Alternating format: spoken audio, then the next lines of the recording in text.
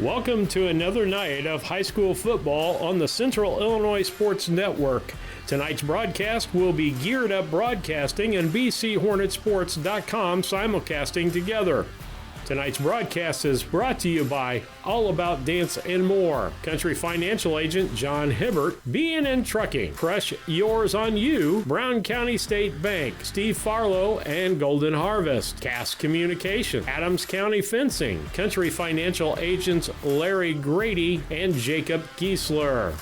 L. Grady Realty, Brian Dickhoot Trucking, Deer Wester Grain, Farmer State Bank of Camp Point, Double K Firearms, Hamilton Funeral Home, Farmer State Bank and Trust Company, Mount Sterling, Helena Agra, Farmer State Bank, Riggsville, Illinois FBFM and Bob Ray, Helena Chemical Company, and Matt Health, Jansen Seed and Supply, Indiker Funeral Home, Matt Hughes, your channel seedsman, Henry Automotive, Williams Auto Sales, Cassing Lumber Company, Larry Dunn Accounting, Main Street Repair, Mount Sterling Implement, Mount Sterling Savings Center, Moreland and Devitt, Prairie Land FS, the Ray Insurance Agency, Renee's Place, Rustic Garden, Scranton Heating and Cooling, and York Tire. Now for the broadcast, we join Jack Hull, Steve Surratt, and Randy Blythe.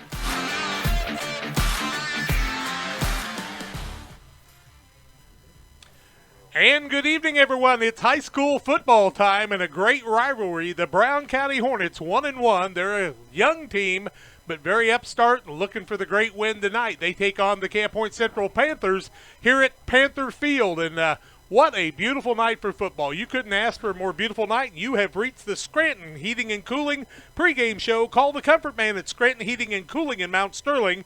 They will install Trane and Mitsubishi equipment and service all geothermals, furnaces, air conditioners, heat pumps, and ductless mini-split systems. Call the Comfort Man at 773-2626 or visit them on the web at www.comfortman.com. Our pregame show also brought to you by Great Rivers Banks. With locations in Berry, Liberty, and Pittsfield, Great River Bank is here to serve all your banking needs. Find out more about their services by visiting greatriverbank.bank, member FDIC, and equal housing lender. This is Central Illinois Sports, BCHornetsports.com on MixLR, and Geared Up Broadcasting. Steve Surratt, Jack Hall alongside tonight with Randy Blythe. We are looking forward to a night of football that ought to be one of the best rivalries. And what a way, Steve, to start the conference schedule. Brown County and Camp Point Central. This ought to be a dandy. It ought to be a great game, Jack, and it's always a great rivalry between these two schools. And so that is the best part, I think, about this conference is your games in the north and your games in the south are there's good rivalries there. When you take a look at the two teams, Brown County started off with a win over Pleasant Hill Western. Last week took on a very good Carrollton squad, and we'll talk about that. Camp Point Central snuck away with a 20-6 win over Greenfield Northwestern. I told you they were good. Did you see what they did to Route last week? Greenfield Northwestern going to be tough. They may just win that South. Carrollton better be ready for them. Then Camp Point Central last week got the 32-0 win over West Central. It's Brown County and Camp Point Central on Central Illinois Sports, along with BCHornetsports.com and Geared Up Broadcasting. Won't you stay tuned? More comes your way after these great sponsors tell you about their services. Just like that, the kids are back in school, the summer's over, and we're back to doing homework in the evenings with our wonderful children. Nothing makes this scenario more magical than having a reliable internet connection to get all the homework complete, followed by everyone off to baths and bed. So after that dream is over and the kids are finally doing their homework, make sure you have a strong internet connection. Call CASCOM today at 1-800-252-1799. At Country Financial, we know everyone's situation is unique, and we believe that even the biggest goals start with simple steps. So when it comes to protecting the things you love and planning for the future, don't get overwhelmed. Get started today with John Hibbert, your Country Financial agent in Camp Point, Illinois. That's John Hibbert, your Country Financial agent. Call 217-593-6819. John Hibbert, Country Financial, 217-593-6819. Deer Wester Grain Service is your progressive feed and grain resource for Western Illinois. They offer a full range of feed products for all species and many grain merchandising opportunities with locations in Golden, Paloma, Mount Sterling, Clayton, La Prairie, Liberty, Industry, Carthage, and Blandonsville. For more information, call Deer Wester Grain Services 696-4461. That's 696-4461, or on the web at deerwestergrain.com. Call Best Systems Builders for all your insulation needs. We are a full-service insulation contractor offering both open and closed cell spray foam, blown cellulose, and fiberglass installation. Best Systems has 2 BPI certified professionals ready to inspect your home or business today. You may qualify for incentives through the American Act on Energy program. Call Scott or Michael at 217-285-6005 for your free estimate, or visit us online at gobestsystems.com and start saving money on your energy bill today. When it comes to your money, local is better. Farmers National Bank of Griggsville is here in the heart of the community, working where we live. We make sensible loans to our friends and neighbors so that we can help our community grow. Stop by and see our friendly staff and see what we can do to meet your financial goals. Located in Griggsville, Pittsfield, and Mount Sterling. Member FDIC, Equal Housing Lender.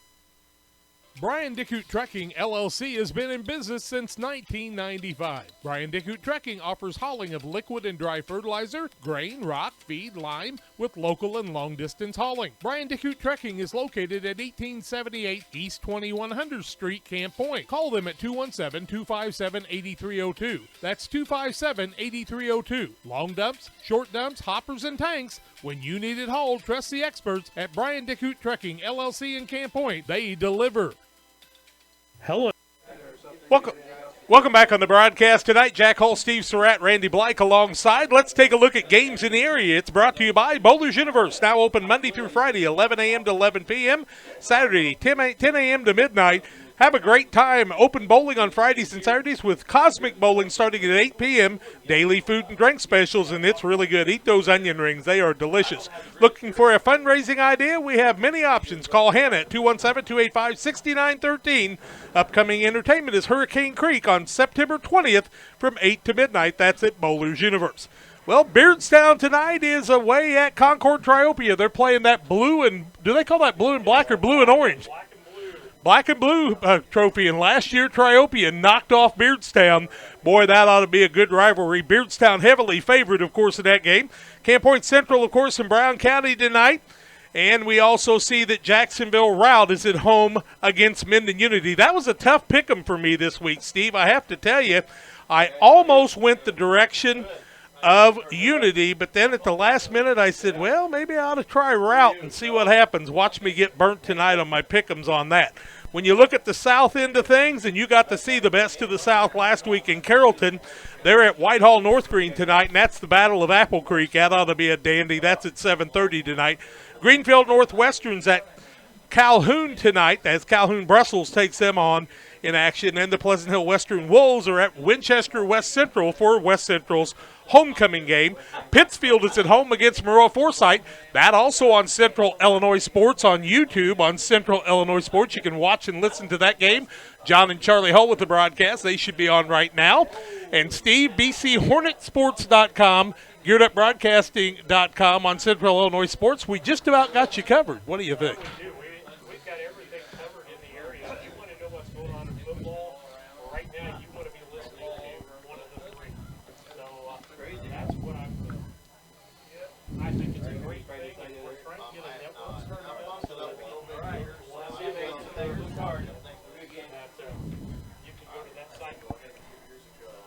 Say what? You can bring it up just a little bit because now I can't hear me. It's just that you were a lot louder than I was. I just needed that. But Camp Point Central in Brown County tonight is the game we're focused on. We want to tell you about Pike County Express, your local family-owned newspaper serving Pike County since 1991. Check them out each Wednesday on the newsstand near you. Brown County taking on Camp Point Central. Many are picking the Hornets. Some are picking the Panthers. And we'll just let them play the game, and we'll tell you about it. Steve and I have more with Randy when we come back after these. Helena of Mount Sterling is a proud sponsor of this broadcast of Brown County Hornet Sports. For all your seed, fertilizer, and ag chemical needs, contact Matt Held and the professionals at Helena. Let them show you the best seed, fertilizer, and ag chemicals to make your farming operation a success. Call 217-653-0465. That's 217-653-0465 for Helena Chemical Company and Matt Held. Wish you had extra cash for a vacation, a boat, a new car, projects around the house? Free up more cash for the things you want by taking advantage of low interest rates. Refinance your home with Great Rivers Bank and keep more of your money by lowering your monthly payment. Start the process online at greatriversbank.bank and work with one of our experienced loan officers to get the lowest rate possible. Great Rivers Bank, member FDIC, and an equal housing lender. At Country Financial, we're more than just an office you may pass by as you drive through town. We're a part of your community and help support the programs that make our neighborhoods thrive. We take the time to get to know our customers. We know that every situation is unique, and our goal is to understand yours, so we can help you be confident about your financial security and your future. Call your local Country Financial representatives, Jacob Giesler and Larry Grady, today at 217-773-3591 to talk about how we can ensure that the future you're dreaming of is something you can proudly own, no matter what it looks like. The caring and experienced professionals at Hamilton Funeral Homes are here to support you through this difficult time. We offer a range of personalized services to suit your family's wishes and requirements. You can count on us to help you plan a personal, lasting tribute to your loved one, and we'll carefully guide you through the many decisions that must be made during this challenging time. You're welcome to call us at any time of the day, any day of the week. Visit our funeral home in person or on the web at hamiltonfuneralhome.com. Call 217-593-6517. Main Street Repair and Terry Ham have the reputation of being the best at front-end alignments in the area. With 20 years of experience, Terry is the person that customers and auto repair professionals refer their friends and customers to. But alignments are not the only thing that they do at the Main Street Repair. They repair steering and suspension issues, install leveling and lift kits, repair and replace brakes and tires, do oil changes, as well as minor engine and miscellaneous repairs. Main Street Repair at 216 West Main Street in Mount Sterling. Call for your appointment today at 217-773-3848. Once again, that's 217-773-3848. For all of your commercial and residential trash pickup needs, call Trash Queen, serving Pike for all of your commercial and residential. Sorry about that, Jack. Welcome back on the broadcast. Pre-game show brought to you by Great Rivers Bank. Apply for an auto, residential, commercial, or agricultural loan easier than you ever have before on the online loan application from Great Rivers Bank. Apply today at greatriversbank.bank, member FDIC, equal housing lender, and of course our friends at Scranton Heating and Cooling, our pregame sponsor on BCHornetsports.com. Call the Comfort Man at Scranton Heating and Cooling in Mount Sterling. They install Tran and Mitsubishi equipment and service all geothermal, furnace, air conditioners, heat pumps, deckless mini split systems. Call the Comfort Man at 773-2626. Visit them on the web at www.comfortman.com. Had a chance to catch up with Brad Dixon, the head coach of the Panthers here at home. Let's take a listen to that.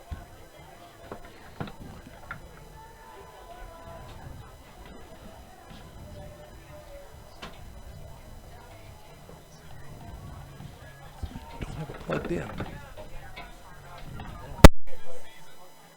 Pretty good last week, even though you had adversity on the first play of the game.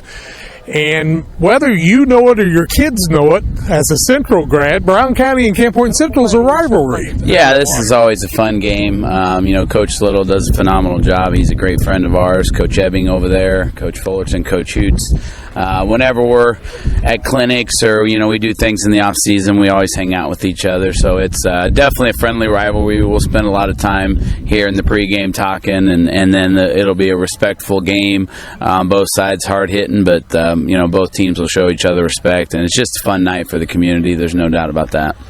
I love Coach Little. One thing that I always tease him about, though, is he never sends me a roster that has heights or weights on it. I hear they have a big line. Yeah, they're big. Typical Brown County, a bunch of guys in the probably 230 to 240 range. They get after it. Coach Ebbing and Coach Fullerton over there coaching the offensive line do a great job.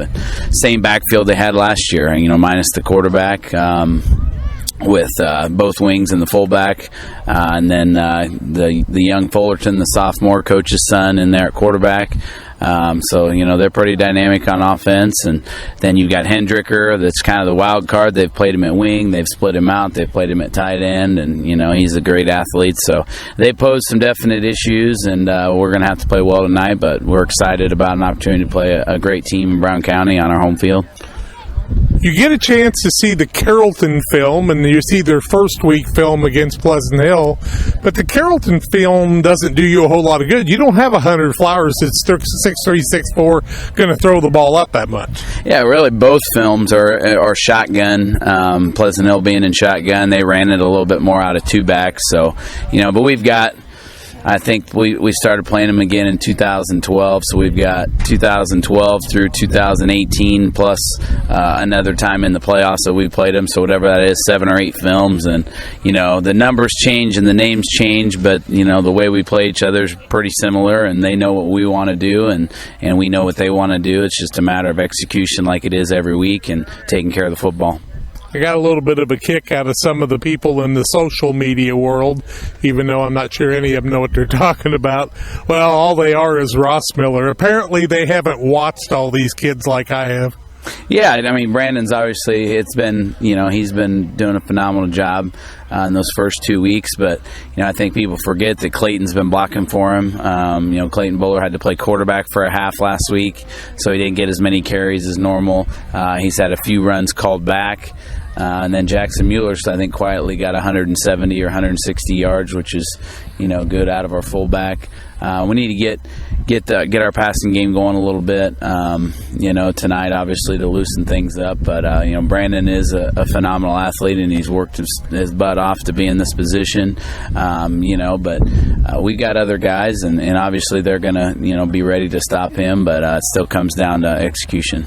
Do you hope to be with one quarterback all night, or do you mind flexing it in and out once in a while? Yeah, well, we're going to do what we need to do to be successful, and so I would imagine you'll see both Carter Obert and Clayton Bowler tonight in some fashion. Both kids can, run the offense. Obviously, Carter stepping in and taking his 51 off from playing offensive tackle and moving to quarterback is not what most teams would do. But, he's ran the offense in all the lower levels and last year before he broke his hand. And, Clayton's dynamic. We can use him in a lot of places. He's probably one of the most just gifted players that could literally play all 11 spots. And so, we want to make sure we can use him. And so we're going to use them both and see, if one guy gets the hot hand, or it depends on how they're going to defend us, who we end up sticking with. And you knew the first 3 games would be different than the ones to follow. You've been kind of fighting some adversity, doing some different things there, but you got to be proud of your kids. And when you were talking about Ross Miller and all of his yards, I wanted to say, and Mueller's got, 2,000 tackles already? Yeah, like what I've said several times, defensively we're ahead of the curve just because we've got 6 very good players back from last year's group. Offensively, we're working through some things with some of the guys we've had out here for the first 3 weeks. We're excited to get a few guys back, a few key seniors back next week, to get back to maybe some of the traditional things we've done on offense. But, every year is a work in progress. This year probably more so than most because we've started 10 new offensive starters, but we're sitting at 2-0, and there's a lot of teams in the state that would trade with us. And we got an opportunity tonight to get over the hump towards 5 and against a good Brown County team that we know is going to challenge us. 0-0 in the conference because they don't count the North and the South games. Those are non-conference, I guess, but they're still WIBC. Coach, good luck to you tonight. Stay healthy. We pray for the kids that are fighting some injuries, and we'll look forward to seeing you after the game. Thank you. Brad Dixon, the head coach of the Panthers. They're 2-0. They got work to do. Brown County's here to try to knock them off. We're back with more after these. For all of your commercial and residential trash pickup needs, call Trash Queen, serving Pike, Scott, and Morgan counties with affordable residential trash service and roll-off dumpsters. We're proud to be locally owned and operated and want to earn your business. Give us a call to find out just how affordable our rates really are. Call Trash Queen at 217-320-4320. That's 217-320-4320. Or check us out on Facebook. Trash Queen, our business is picking up. Cassing Lumber Company, your do-it-best quality paints dealer, mixes unique paint colors for any project. Bring a sample of your pillows, curtains, or other items, and Cassings will scan them into their computer. Mix your unique color of do-it-best quality paint and save the information. Need a special gift? Cassing's gift department has gifts for everyone. Cassing Lumber Company, hometown family-owned lumber and hardware store, supporting hometown schools and families for 45 years. Route 99 South, Mount Sterling. Call 217-773-2611.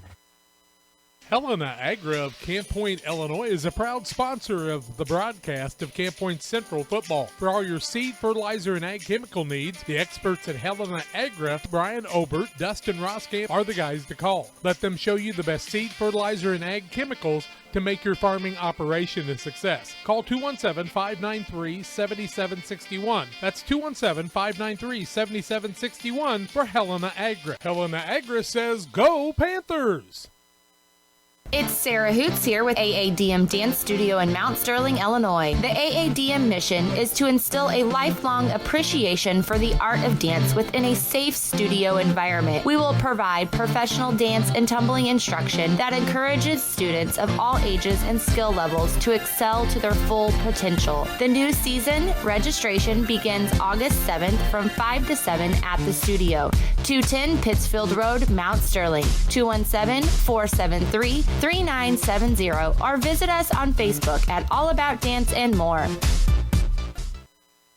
Welcome to It is time for the starting lineups tonight. B&N Trucking Incorporated brings you the starting lineups. B&N Trucking is locally owned and operated since 1999 with family-oriented and family values, and they approach their business that way. If you need something hauled or want to be part of a team as a driver or owner-operator, call B&N Trucking at 217-289-3555 today. Also, our starting lineups are brought to you by Steve Smith Painting. Call Steve Smith Painting for all your painting needs, from one room to the whole house. From a fence to a barn to a grain bin, Steve Smith Painting can do it all for you. Quality work, affordable pricing. Call Steve Smith Painting at 217-248-0993. Well, the Brown County Hornets are 1-1. Steve Surratt's got their starters for you on the offensive side. Offensively tonight, it'll be Peyton Fullerton, the sophomore and quarterback. Your running backs will be Cameron Zimmerman, the senior, and Seth Fisher, the senior. At fullback will be Wyatt Fink, a senior. Your left field will be Nathan Hinton, getting the start as senior tonight. Your left tackle will be Clayton Shink, a junior. Chance Buquay, a junior. Hayden McCollum, at the center position, a junior. Right guard is Lars Rice, a junior. The only senior on that starting lineup on the line is Dylan Roberts. He's a senior. And then Logan Zimmerman at the right end, a junior. And that's your starting lineup for Brown County. On the offensive side, their defense, Logan Zimmerman plays the defensive end. Nathan Henderker at a quarterback playing that center field for you. The safety is Ezra Keokum, thank you. Seth Fisher is a quarterback, a linebacker, and Luke Hedden. Also, the nose guards are Holton Burnett and Wes Gooding. A defensive end is Lars Rice. Linebacker Chance Fuquay. Defensive tackles Clayton Shink and Dylan Roberts. For the Brown County Hornets, Tom Little, their head coach. And Jared Hoots, Alex Ebbing, Heath Fullerton, Tim Woodward, Clayton Taylor, Trenton Harrelson, and Nick Henderker. They got more coaches than Quincy Notre Dame. Holy cow. You get a lot when you have volunteer coaches. That's right. Camp Point Central's offense looks like this. Their quarterback is Carter Obert. He was wearing the 51 last week when he started the game. He'll wear number 8 tonight. He is, let's see if we can come across, 5'11", 175, and a senior. One of the left tackle will be Brody Waddell. He is a 5'10", 155-pound junior. At one of the fullback position is Jackson Mueller. Mueller is a 6'1", 170-pound senior. Alex Mace plays left end. He is 5'10", 155 pounds and a junior. Colin Sally is the right end, 5'11", 175 and a senior. The right wing is Brandon Rossmiller, 5 touchdowns last week, 6', 190 and a junior. And Clayton Bowler is the left wing. He is 5'11", 175 and a senior. The right guard is Logan Tullock. He is a 5'11", 170-pound or 180-pound senior. Hunter Wilson is the left guard, 5'10", 165 and a sophomore. The center is Garrett Wallace. He's 5'11", 190 and a junior. And the right tackle will be Remington Bueller, along with some other people. Cheryl will mix in and out, but Bueller is 6'1", 345 and a senior. And those are some of the people on offense. On the defensive side, you'll see Trevor Bonk at a cornerback, free safety Dominic Williams, a sophomore, weak side inside linebacker Brody Waddell, and another linebacker is Ashton Cole, the middle linebacker Jackson Mueller, strong side outside linebacker is Colin Sally, a cornerback is Brandon Rossmiller, strong side inside linebacker Clayton Bowler. The tackles will be Logan Tullock, and along with, Julius Sharrow, Remington Bueller will be some of the guys on the defensive side. That's the starters, and they're going to be playing the national anthem here in just a little bit. We want to tell you about Keys to the Game, brought to you by Henry Automotive. Call your ASE technicians, Doug and Darren Henry, for dealership quality auto repairs and service at hometown prices. Henry Automotive, 773-8086. That's 773-9086, and that is for Henry Automotive. And Steve doing a little bit of adjustment. You okay there, brother? Yeah, I just need to get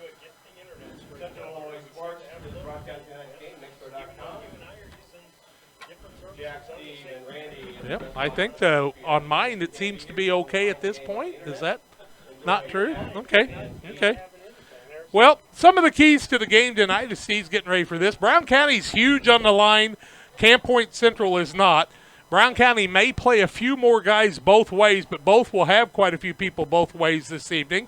And I think the key to the game will be quickness and how people adjust back and forth throughout the night. Brown County's been good against the run, had a little trouble with the pass. Central doesn't pass much, and they've got a new quarterback after Eiler was hurt last week. Those are some of the keys to the game. Why don't we take a break? As the Panthers band is coming out here getting ready to play the national anthem, we'll step aside for about 3 minutes. And when we come back, we'll get some more keys to the game and get you ready for things as we go to break.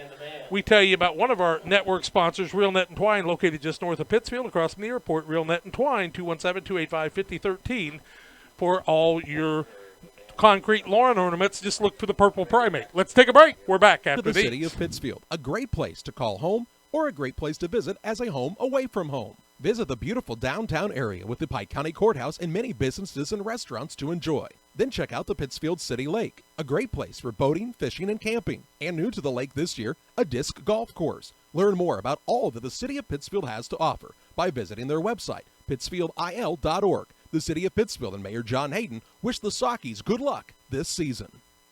Farmers State Bank and Trust Company of Mount Sterling would like to wish the Hornets best of luck this season. A local bank with local people, local decisions, and local investments. The Farmers State Bank and Trust has been serving the financial needs of Brown County for over 100 years. Visit them today for all your banking needs at the main bank in Mount Sterling, the For Sales branch, the Timewell branch, or the branch located inside the IGA in Mount Sterling. Farmers State Bank and Trust Company, member FDIC, and equal housing lender.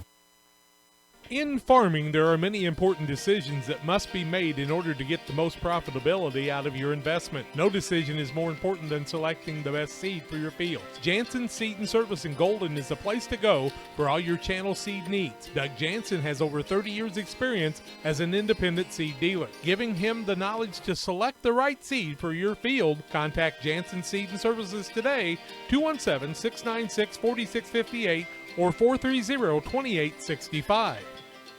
Just like a coach preparing their team for a new season, Doug and Darren, your ASC certified technicians at Henry Automotive, will make sure your vehicle is ready for whatever season is ahead. Henry Automotive provides dealership quality auto repair and service at hometown prices. Henry Automotive, located at 1157 690th East Street in Mount Sterling. Just turn north at the KC Hall onto Damon Road, drive 1.8 miles, and look for the big blue and yellow sign, or call Henry Automotive at 773-9066.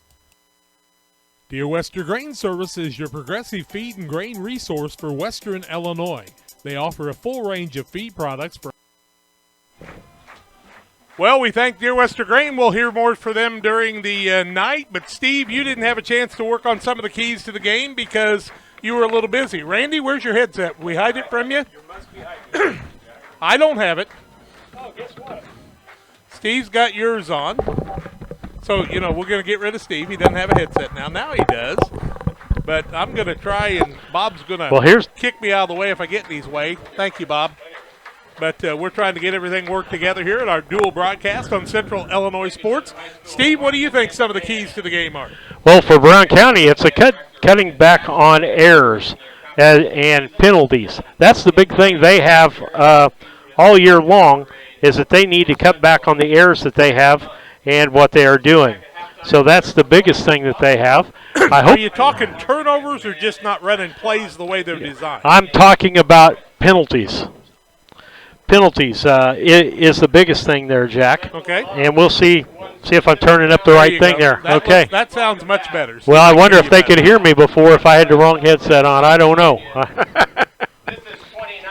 Everybody thought I was just shut your microphone. You know, remember when he said he was making fun of me, Randy? Yep. I fixed him, didn't I? Yes, you did. You fixed him good. Absolutely. Have we seen a coin flip yet? Has anybody seen a coin flip? No, I have not seen it yet. I've been watching for it. Okay. Well, Randy's usually good at that, cooking meat, keeping stats, and more. He's good at that meat We've thing. got him pinned between two guys that have been fighting anorexia for years. I think we got it whipped. What do you think? Yeah, I think so. It's going to be another good night tonight. Bob Ray doing a great job with the PA as always. That's because he married a sweet girl, my first cousin, Devin.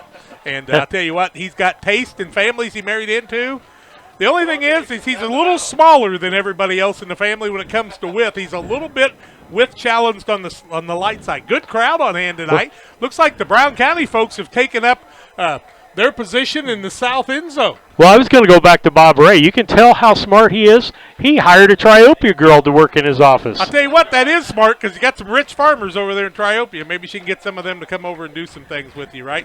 Thanks to all the guys here at Camp Point Central. Want to thank Matt Long, of course, everybody on their staff. Gene Weldy always helping us out, and all the people up here in the booth doing a great job.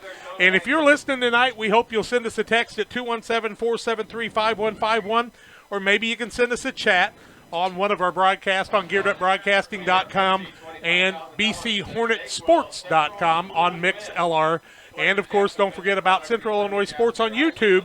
That's the Pittsfield Sockies taking on Maroa tonight, and we're hoping they're going to pull one of the biggest upsets in the state of Illinois. Wouldn't that be cool, boys? We'd love to see that also. That would be good. The Cubs were winning, so I'm guessing they won their game. It's unfortunate, but we'll see if we can pull that up here in a minute, Randy. Let's be careful. 17-8, the Cubs are at the top of the ninth. Once again, they're going to outscore the Bears another week. Oh, my, that's pitiful, isn't it? And the Cardinals and the Brewers play at 7:15. The Cubs are winning 17-8. The Bears scored 3 points in their first week. The Cubs scored 10 in that game, and I don't think the Bears will get 17 this week either. So we'll be keeping track of that. Of course, we'll be feeding you some scores throughout the night. But, Steve, what do you think, buddy? It's a beautiful night. The turf looks wonderful. You couldn't ask for a better night. About 70 degrees at kickoff, I believe. And we're getting that little chill in the air. You can tell football season is here, Jack. Well, I like football season being here. How about you, Randy? Yes, I love high school football. It just doesn't get any better than that. We've got the captains out in the middle of the field here trying to figure out who's going to. Both probably want to defer to the second half. Probably so. The officials having trouble seeing the coin. I hope that's not going to tell us about his sight during the night. He was way down there looking at it. Remember in the Super Bowl when the guy called it after the coin landed, and now they make you call it like 2 weeks ahead of time? Yep. Well, they're lining them all up. The Panthers are going to the south side, and when they pat them on the shoulder, they're going to say they won the flip, deferred to the second half. So Brown County's going to be getting the kickoff coming from the north to the south, Steve, and really doesn't make a lot of difference this time of night. It's not like the sun's going to bother you, but how about the flag? It's blowing pretty much out of the south-southwest tonight, but neither team is a huge passing team, but Fullerton, he'll go after it. Fullerton will go at it. The sophomore quarterback has got a good arm. He's got good mobility. He's starting to learn to feel that presence when he's being pressured, Jack, and that's a tool that's going to be good to him. I'm on a little bit of a short rope tonight, but I think I can make it. Steve's going to be doing the play-by-play of the Brown County side on offense. I'll do the Central side. And we'll tell you that the kickoff tonight brought to you by Damon Emmerich at Great Rivers Bank. Here to help you with your auto, residential, and commercial loan needs. Call Damon at 217-285-4404. And also, we want to thank all the people like Scranton Heating and Cooling, our pregame sponsor, B&N Trucking Incorporated, the starting lineup sponsor, and Henry Automotive for the keys to the game. Central Illinois Sports, proud to bring you the game. Visit CentralIllinoisSports.com to see our latest schedule of broadcasts. Subscribe to the YouTube page, follow us on Twitter, and like our page on Facebook. Be sure to sign up on MixLR.com so you get that information too. Well, usually Colin Sally will be the man kicking off. The Panthers are getting ready to bust through that sign that the girls have worked for like 2 weeks to make, and in a matter of seconds, they'll destroy it. Randy, how do you feel about that? That's just high school football. You had a couple daughters that helped make some of those signs over the years. Yes, one was a cheerleader and one was a sockette. So, hey, see? And now they're making him a grandpa every time you turn around. No more new nose. That's right. Okay, that's fantastic. 2 little boys, 2 little girls. Yep, Panthers coming out to the 50-yard line with a flag. The Hornets are waiting for the kickoff, so they're a little bit ahead of the game there.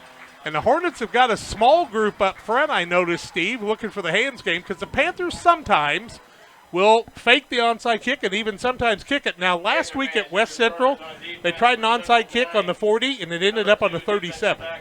Looked like one of my golf shots. Well, the same with Brown County, what you're going to see out of them in their kicking game, Jack, is you're going to see them sometimes kick it deep, sometimes kick it short. They'll switch up with who's kicking the ball between Hindeker and Boylan as far as the kickoff's concerned. Back deep, we've got Nathan Hindeker back there and Cameron Zimmerman for Brown County. Usually the Camp Point Central kicks the first week were kind of squibbers. Last week they kicked it fairly long, and this time they're going to have the wind at their back. But there's no Nathan Kneffman of years gone by. About 9 years ago, it used to be able to kick it through the goalpost from the 40-yard line. Haven't seen many of those kickers for a while. We're ready for football action. Sally's going to be kicking it off. I'll tell you about him kicking, and then Steve's going to pick up the return man. And we'll do our best to bring you a good game tonight on Central Illinois Sports, BCHornetsports.com, and Geared Up Broadcasting. Randy Blake alongside to keep us straight, keep all the stats, and he'll be back at halftime for the Illini Community Hospital halftime show, and also the Prairie Land FS halftime show on our 2 stations as we simulcast tonight. I don't know the officials from site here, but there's a card they're going to tell us here pretty quick. And Clay Krause, Seth Kessler, Clint Brewer, Joe Palmer, and Mason Bickenstaff. Sally will go back, and he'll fake the onside, and then they'll step back, and we'll get ready to go. Sally will kick it off. Brown County's going to have it first as long as they take care of the football, and we're just about ready for football action.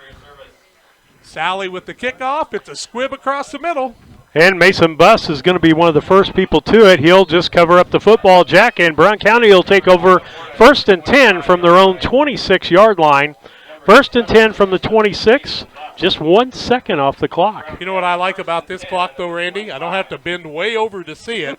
West true. Central's got a great press box, but I'm going to buy them a window in the side because you got to lean like way over here, and when you're a fat boy like me, that's hard to do. Well, you're halfway out the window. Steve's going to give us the call. It's 1st and 10 from the 26 underway here with our first play of the game. Fullerton under center, and they're going to be in an I formation right out of the gate, a power I. No, he's in a shotgun, and boy, they changed everything on me, Jack. Yeah, the left man on the running back, I think illegal procedure. We're going to see a 5-yard penalty against Brown County. It'll take it back to the 21-yard line and a 1st and 15. And that was Nathan Hindeker in a Wildcat. In that eye. So they tried to hike it directly to him. Yeah, they did, directly to him. In fact, he's running the quarterback position, so I don't know what's going on here. We haven't seen a Wildcat since Joe Jake left Camp Point Central in the early 70s. I'll call it kind of an eye shot. Hindeker with the ball around the right-hand side. He's going to be tackled and going to lose about a yard on that play, and it's going to be 3rd down. Second, okay. 2nd and 16 as they got knocked back to the 20. Yeah, so, kind of a surprise with Hindeker at quarterback. Have you seen that yet this season? No, not one single time, Jack. So this is new to me. You know, I got into automatic overdrive there with, Fullerton. Tate, yeah. Is that Tate? That's Tate Fullerton. Boy, what a basketball player he was, too. Well, let's see what they're going to do now. Same thing here. Wildcat formation with Hindeker at the quarterback position. Ball handed off to the left-hand side. That's Fisher. He's going to spin and get a couple of yards on the play. Give him 3. And he'll get down to the 23-yard line, and it'll be 3rd and 12 for Brown County on a spin move by Fisher as he got hit early. They're going to call it 3rd and 12. I would have had 13, but what do I know about anything? We're at the 11-minute mark of the first quarter of play. Brown County's had a little trouble moving the ball, and an illegal procedure hurt them early. Now their ability to pass, and the Panthers have given up some yardage as they did against Greenfield Northwestern in the past. Let's see how they play it this time. Hindeker still at the quarterback position. Fisher came out of the ball game. 2 backs to the right-hand side. And, in fact, Lars Rice had reported as a back there. Another illegal procedure. Another illegal procedure. And, you know, when you've got a new quarterback barking out the signals, it's just different. It sounds different, and so that this looks like their timing's off a little bit. And we'll see what's going to happen here. It's going to bring up a 3rd and about 17 at the 10:40 mark of the first quarter of play. Brown County deep in their own territory at, what, the 23-yard line? Or no, I've been about at the 18-yard line. It's at the 18, yes. It'll be a 3rd down and about 17. You said mistakes have been a problem. They need to clear those up early. Hindeker in the shotgun position. Handed off to Zimmerman around the right-hand side. He's got a little bit of running room. He's across the 20 and out at about the 26-yard line. So a gain of about 8 on the play. 8 on play, yes. 8, so that'll leave them with 5. Let's see. Going to leave them with 8. Yeah, it should be 9 yards, but we'll see how. Well, yeah, it was 17, so it'll be 4. Give him 9 yards on that play, and it'll be 4th and 8. Remington Buehler out of the game. It looks like Bonk's going to go back deep, and who's the punter for? Punter is Nathan Hindeker, and so you got to look out for other things to happen with him there. Ball high tie. He kicks the ball. Going to kick it out of bounds. Oh, no, it's going to be right in the middle of the field. It comes back, and it's going to fall dead on the 42-yard line to the Panthers, and that's where the Panthers are going to have it 1st and 10 at the 10:22 mark of the first quarter of play. It's going to be Panther football for the first time tonight. Brown County with some illegal procedures that hurt them, and let's see if the Panthers can get things going, because you got to remember the Panthers have got a new quarterback again in Obert. Oh, I'm fine, thank you. I know I'm old. Maybe I should sit down. My wife would say, boy, the poor guy, he needs to sit down. So let's see if Obert's under quarterback. He should be. I feel like a sandwich. Buehler now. behind him. You bet. You might be. And Obert marks out the signal. Starts a man in motion. Brown County jumps off sides, and unless somebody on the right side of the Panther line moved, it's going to be a offsides. Offsides against Brown County, and they've already racked up, 4 penalties already, all 5-yarders? And, Jack, I said that was the key to the game for them. They can't do this. They shoot themselves in the foot. The first game against Pleasant Hill was their best game ever starting without, just a few penalties. They're putting too much pressure on themselves. Just need to relax. Man in motion's Ross Miller. Now the Panthers return the favor and jump off sides, and it's going to be a 1st and 10 again. And Panthers haven't hiked the ball, and we went 5 to the north, 5 to the south, and the Panthers are right back where they started from on the 42. So the clock doesn't move at the 10:22 mark. Here comes Overt back in the game. Did a good job in the second half. I teased Clayton Bowler before the game. Never saw a guy get taken out of quarterback after throwing 2 touchdown passes. Yep. On one side is Ross Miller. In motion is Bowler. They give it to Mueller on the right side. Big running room across the 50, 45, down to the 44-yard line. He's going to gain 8 and 6. That's 14-yard game. The first down of the ball game comes away with the Panthers at the 10:16 mark of the first quarter. Who was in on the tackle? And the Panthers down. That would be Jacob Lanning. Is that big Remy? Remy's down, and he is holding the knee on the left-hand side. He was right down the field ahead of guys, and Remy's down, and that big boy right there has got to have those legs underneath of him, and he's trying to bring himself up, but the Traders are going to help him there. Steve, while they tend to him, no score in the ball game on the Trash Queen scoreboard. 10:16 left first quarter. Let's take this break. Dear Western Grain Service is your progressive feed and grain resource for Western Illinois. They offer a full range of feed products for all species and many grain merchandising opportunities with locations in Golden, Paloma, Mount Sterling, Clayton, La Prairie, Liberty, Industry, Carthage, and Blandonsville. For more information, call Dear Western Grain Services 696-4461. That's 696-4461, or on the web at dearwestergrain.com. Well, Remington Buehler back on his own power coming off the field, but he's walking kind of slow out there, and he's talking to the trainer. and he's a tough kid. He doesn't lay down on the ground unless he had something kind of give way, and we'll try to keep track of him. Here come the Panthers, 1st and 10 after the big run by Mueller. 44-yard line to the Brown County Hornets, 10:16 on the clock. They switch out of the power I, and they'll go to an offset wing formation with a slot man. They'll pitch it out on the left-hand side, try to turn the corner. Is Ross Miller. He turns the corner and gets knocked out of bounds. A penalty flag on the play. I'm going to say you got a hold there, and I also saw a block in the back, so the hold is laying at the 49-yard line. That's going to take them back 10 yards. Now they're moving the flag up, and they're going to say it happened at the 46-yard line. So you go to the 49, the 44 the other way, and that'll be a holding penalty, and it'll be a on the Camp Point Central side of the ball, as they're going to go back past midfield at the 10-10 mark on the holding call against the Panthers. So an offside or an illegal procedure and a hold against the Panthers, and 4 5-yard penalties against Brown County early. It's been kind of ugly. So 1st and 20 for the Panthers from their own 44-yard line. Over and under center, double wing formation. Mueller's straight behind him. Man in motion this time is Ross Miller. Bowler's going to get it off the right side, makes a move, across the 50, tackled around the 46-yard line in Brown County territory. He's way through, but he was caught from behind by one of the linebackers. And I didn't catch that, Jack, because I was watching Brody Waddell make a fine block on Hindeker to break that open. I thought Luke Hedden may have been in on the tackle that time. Panthers face the 2nd and 10. They'll give it to Mueller across the middle, breaks across, back down to the 40-yard line. He'll gain 6 on the play, and it'll bring up a 3rd and 4. Panthers having some running room early against this big Brown County line. They do stack up at a 4-4, do they not, Steve? They are doing a 5-4-2. The last time I looked play before this, and that was Seth Fisher with the tackle. Let's see what they come out with Mueller this time. was the running back that time, so he picked up 6. 3rd and 4.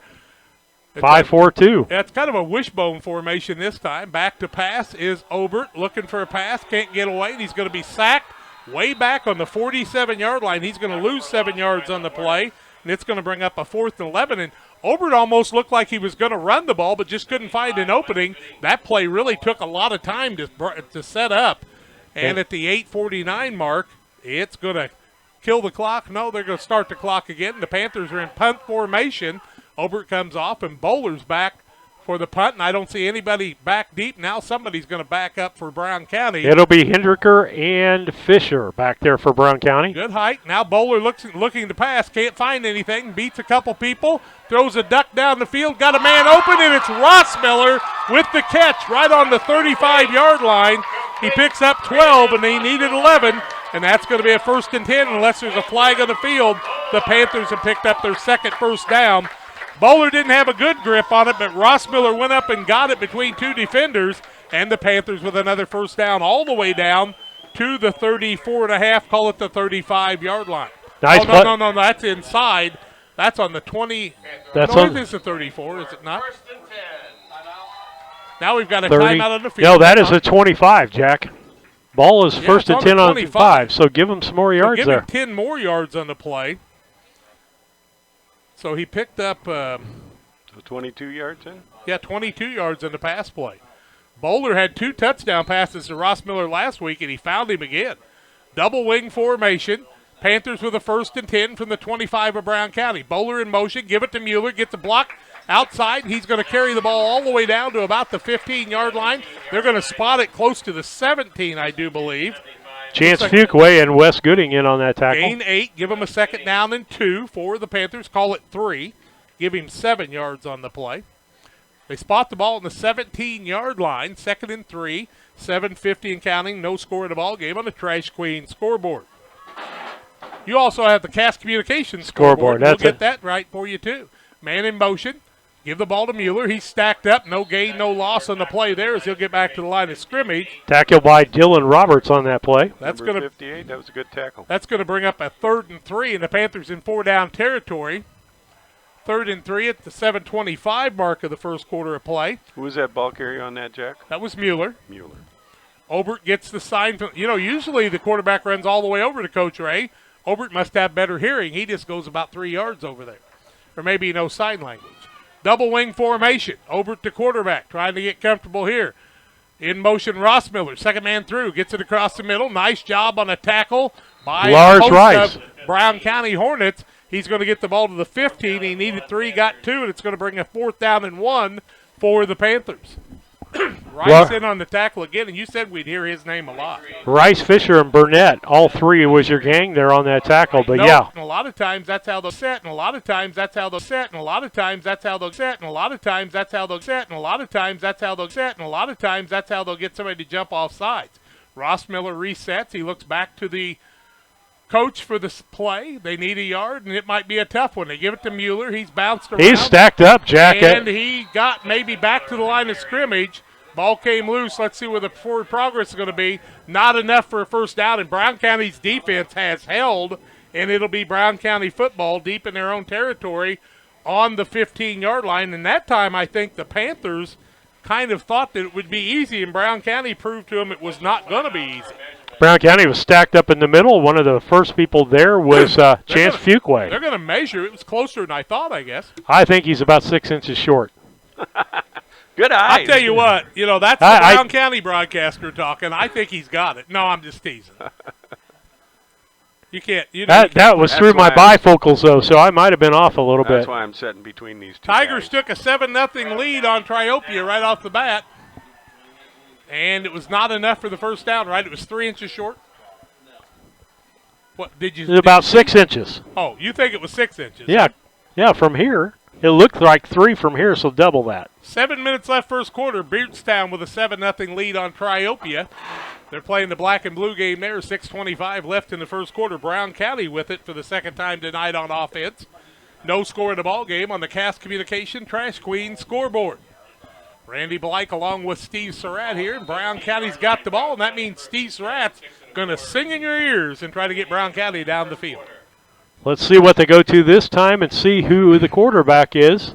And it looks like we're still operating after that time. That was not Handiker that time. That was not Handiker that time. That was not Handiker that time. That was hot Handiker that time. That was Hike to Fisher and a fumble, and Central is going to take over the ball on the Brown County. It looks like about 14, call it 15-yard line, Jack. They're going to spot the ball just short of the 15, so we'll call it the 15-yard line. 1st and 10 for the Panthers. Brown County with the first turnover of the ball game, a fumble. And when you switch a lot of things out early in a game, Fullerton wasn't having any trouble moving the ball. I'm not sure what the accomplishment's been so far. They were going to trick them. Double wing formation. Obert under center. Bowler in motion. They give it to Mueller. He breaks across the middle. They grab him by the shoulder pad. Gets it down to the 11-yard line. It'll bring up a 2nd and 6. And I do like the tackling of the Brown County Hornets on their interior line. And I don't think I'm seeing Remington Bueller out there on offense, am I? Or is he back out there? Is Remington over on the right side? Yep, yes, he is. Remy's back in the field. So good for him. Your prayers have been answered, folks. And always pray for all these young people when they might have an injury. Holton Burnett in on that last tackle, Jack. Here come the Panthers in the wishbone. Or in the double wing. What am I saying? They fake it. That's a little reverse counter play. Rossmiller outside, turns the corner, heads for 6, finds the pylon, and the referee says no, he's a little bit short. Does Rossmiller know where the goal line is every single time? He is looking for it, is he not? My goodness.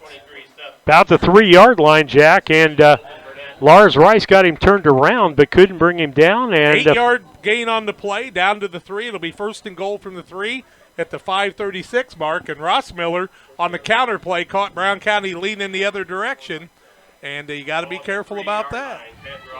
That's their 3rd first down. Yep. Here come the Panthers. 12 seconds left on the play clock.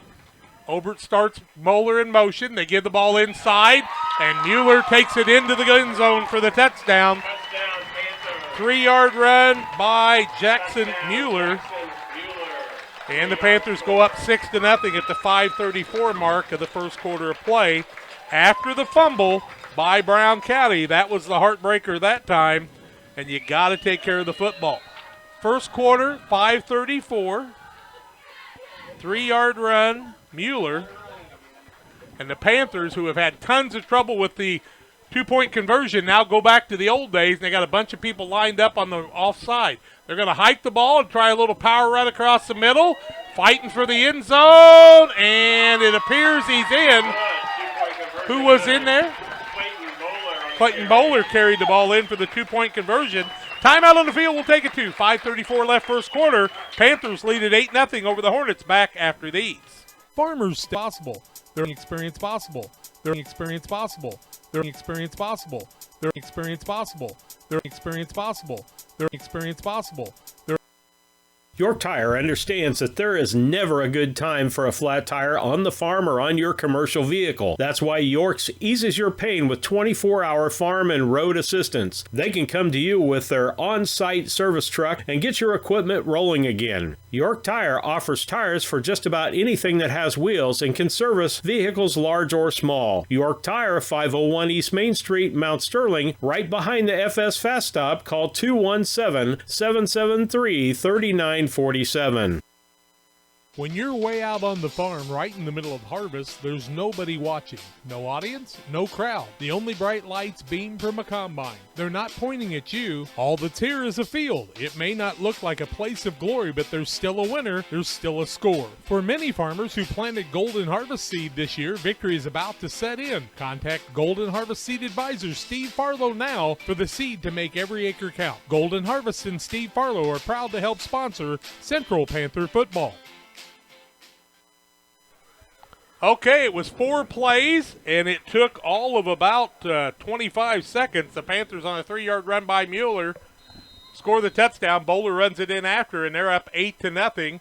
And Brown County needs to settle back in with what got them here, and the Panthers will back up. Colin Sally's been the man kicking off, and he really takes a deep set here back on about the 29-yard line. He'll run 11 yards to get to the ball, and he'll kick it off to Brown County. It'll be a little squibber. Mason Buss on the right-hand side. He's at the 25, spins his way to the 27, and Brown County's going to start just about where they started in the last possession before they fumbled the football, or 2 possessions ago. Trash Queen scoreboard sees the Panthers up 8-0 on Brown County. Maroa leads Pittsfield with 6 minutes left in the first quarter, 21-0. Maroa back at it again. Tate Fullerton in at quarterback. We're going back to normal, Jack. Well, that would make sense. And so Fullerton will go under center. Back in the fullback position for Brown County. I got a new number back there. I do not have. Ball handed off to the fullback straight ahead. That's 57. Number 57, and I have no idea who that is. And I'm going to say that it could be Fink with another jersey on. If one of you guys would yell up above and ask the Brown County guy who that is, that'd be great. Maybe Fink. He had 57 on in the backfield, huh? Yeah, 50. So Fink, you would think? he gain 4 yards? I'm going to guess. It looked like him. He 4 runs yards. like him. He's good for 3 or 4 yards every single carry. It'll be Fink, Fisher, and Zimmerman in the backfield. Double wing formation. Hindeker standing up, split. It's Zimmerman around the right side. He's hit in the backfield. He's going to lose a couple of yards on that. They got 5 on the first, and they're going to lose 2 on this. Sharrow in on the tackle that time. He had him all by himself. Others came in late. He'll lose, well, I don't know. I think he got back to the line of scrimmage. The line of scrimmage was a 31. Maybe he lost a yard on the play. We'll call it a 3rd down and 7. From the 31.5-yard line, 4:22 left in the quarter. Mason Buss in for Hindeker, and I'm going to bet in that other formation in the Wildcat that Fink was offensive lineman in that formation. It's Fisher, Zimmerman, and Fink at the fullback. Fullerton under center. Man in motion is Zimmerman, but it's given to Fink, and it's going to be an illegal procedure. False start on Brown County. And again, they're going to shoot themselves in the foot, and they're going to make it a 3rd down and about 12 yards with a 5-yard penalty there. And so I felt like a caught fish there for a minute, Randy. Sorry. Actually, it'll be 3rd and 10. Well, it should be 3rd and 12. Yeah, that's what I thought too. That's but really weird. Call it 3rd and 11 on that penalty. It didn't look like on that penalty. It didn't look like they took it back far enough. I've got that for their 5th penalty already, guys. Yep. And they're all 5-yarders. 27-yard line. Call it 3rd and 12. Double wing formation. Fisher, Zimmerman, and Fink at the fullback position. Fullerton under center gives it to Fink up the middle, and he's met after he makes his 3 yards. He's out to the 31-yard line, Jack. And who made the tackle there? Well, I did not see that as I was looking at the ball, but it's going to bring up a 4th and 8. You get on that side of the ball, Sherrill's over there again. And so, as usual, Fink can make 3 to 4 yards every time he carries the ball. One of the things that we saw down at Carrollton, Jack, we needed a yard, we needed 2 yards, and we tried something fancy instead of giving it to Fink. Julius Sherrill in on the tackle again, and now back to punt is Hendricker. And the Panthers have one guy back. Hendricker had a good punt his last time. Now he throws a little rugby kick at him. And it's going to bounce inside the 35 and roll to the 31-yard line. And Brown County has punted a couple of times. Panthers are going to have the 8-0 lead, have the ball on their own 31-yard line, 1st and 10, as the Panther defense is held. Brown County has not shown a pass yet, and I'm a little bit surprised at that in the early going here, but we'll find out if they're going to loosen it up a little bit. Here comes Ross Miller and Bowler a little late coming out on the field. Obert's getting the call from the coach, Coach Ray. 3:18 left first quarter. Ball, they're calling it on the 32-yard line, and that's what we will too. Panthers 1st and 10 with an 8-0 lead. No turnovers for them. One on Brown County, a fumble. Lots of penalties, most 5-yarders. Bowler starts in motion. He gets the ball on the right side. Got a little burst of speed. Breaks away from some people. Cuts back up the middle across the 50. Down to the 48-yard line. That's 18 plus 2. Call it 3. That's 21 yards. And from the 47-yard line of Brown County, Clayton Bowler picks up another first down. Put it on the 48. Part of the problem with stacking a 5-4 defense out there, Jack, is once you get past that initial line, there's nobody but the 2 backs back there to catch somebody. Mueller was in front of him, and he threw a block and knocked the tackle out of the way, and then Bowler just beat the linebacker outside. 2:50 and counting first quarter. Man in motion, Ross Miller. They give it to him across the middle. He breaks the 45 down to the 43, call it the 44-yard line. Give him a gain of 4. It'll bring up a 2nd and 6. Ross Miller a little bit farther inside the tackles than he has been when he's ran for the long touchdowns. But these are the places you got to watch. This flat beat you to the end zone. This flat beat you to the end zone. This flat beat you to the end zone. Burnett and Rice in on the tackle on that. 2nd and 6, 44-yard line of Brown County, 2:20 left first quarter. They give the ball to the fullback on the right side. And it appears the first down is Mueller has gotten across the 40 down to the 38-yard line. They needed 6. They got 6. And they're going to be a yard short. So just give him 5 on the play as they'll put it on the 39. Brings up a 3rd and 1 at the 2-minute mark of the first quarter of play. Only an 8-0 ball game, but right now it's been all Panthers. And Brown County has got to make a couple adjustments, and they know how to do that. Coach Hoots will make some adjustments over there as well as Coach Fullerton. And you know Coach Little's working on some things right now. Double wing formation, 3rd and 1. Man in motion, Bowler. They give it in the backfield. That's Mueller. And he's fighting outside, has the first down and more. He'll get it all the way down to the 36-yard line, gains 3. And the Panthers with how many first downs now, Randy? I call that was number 6. 6 first downs for the Panthers in the early going.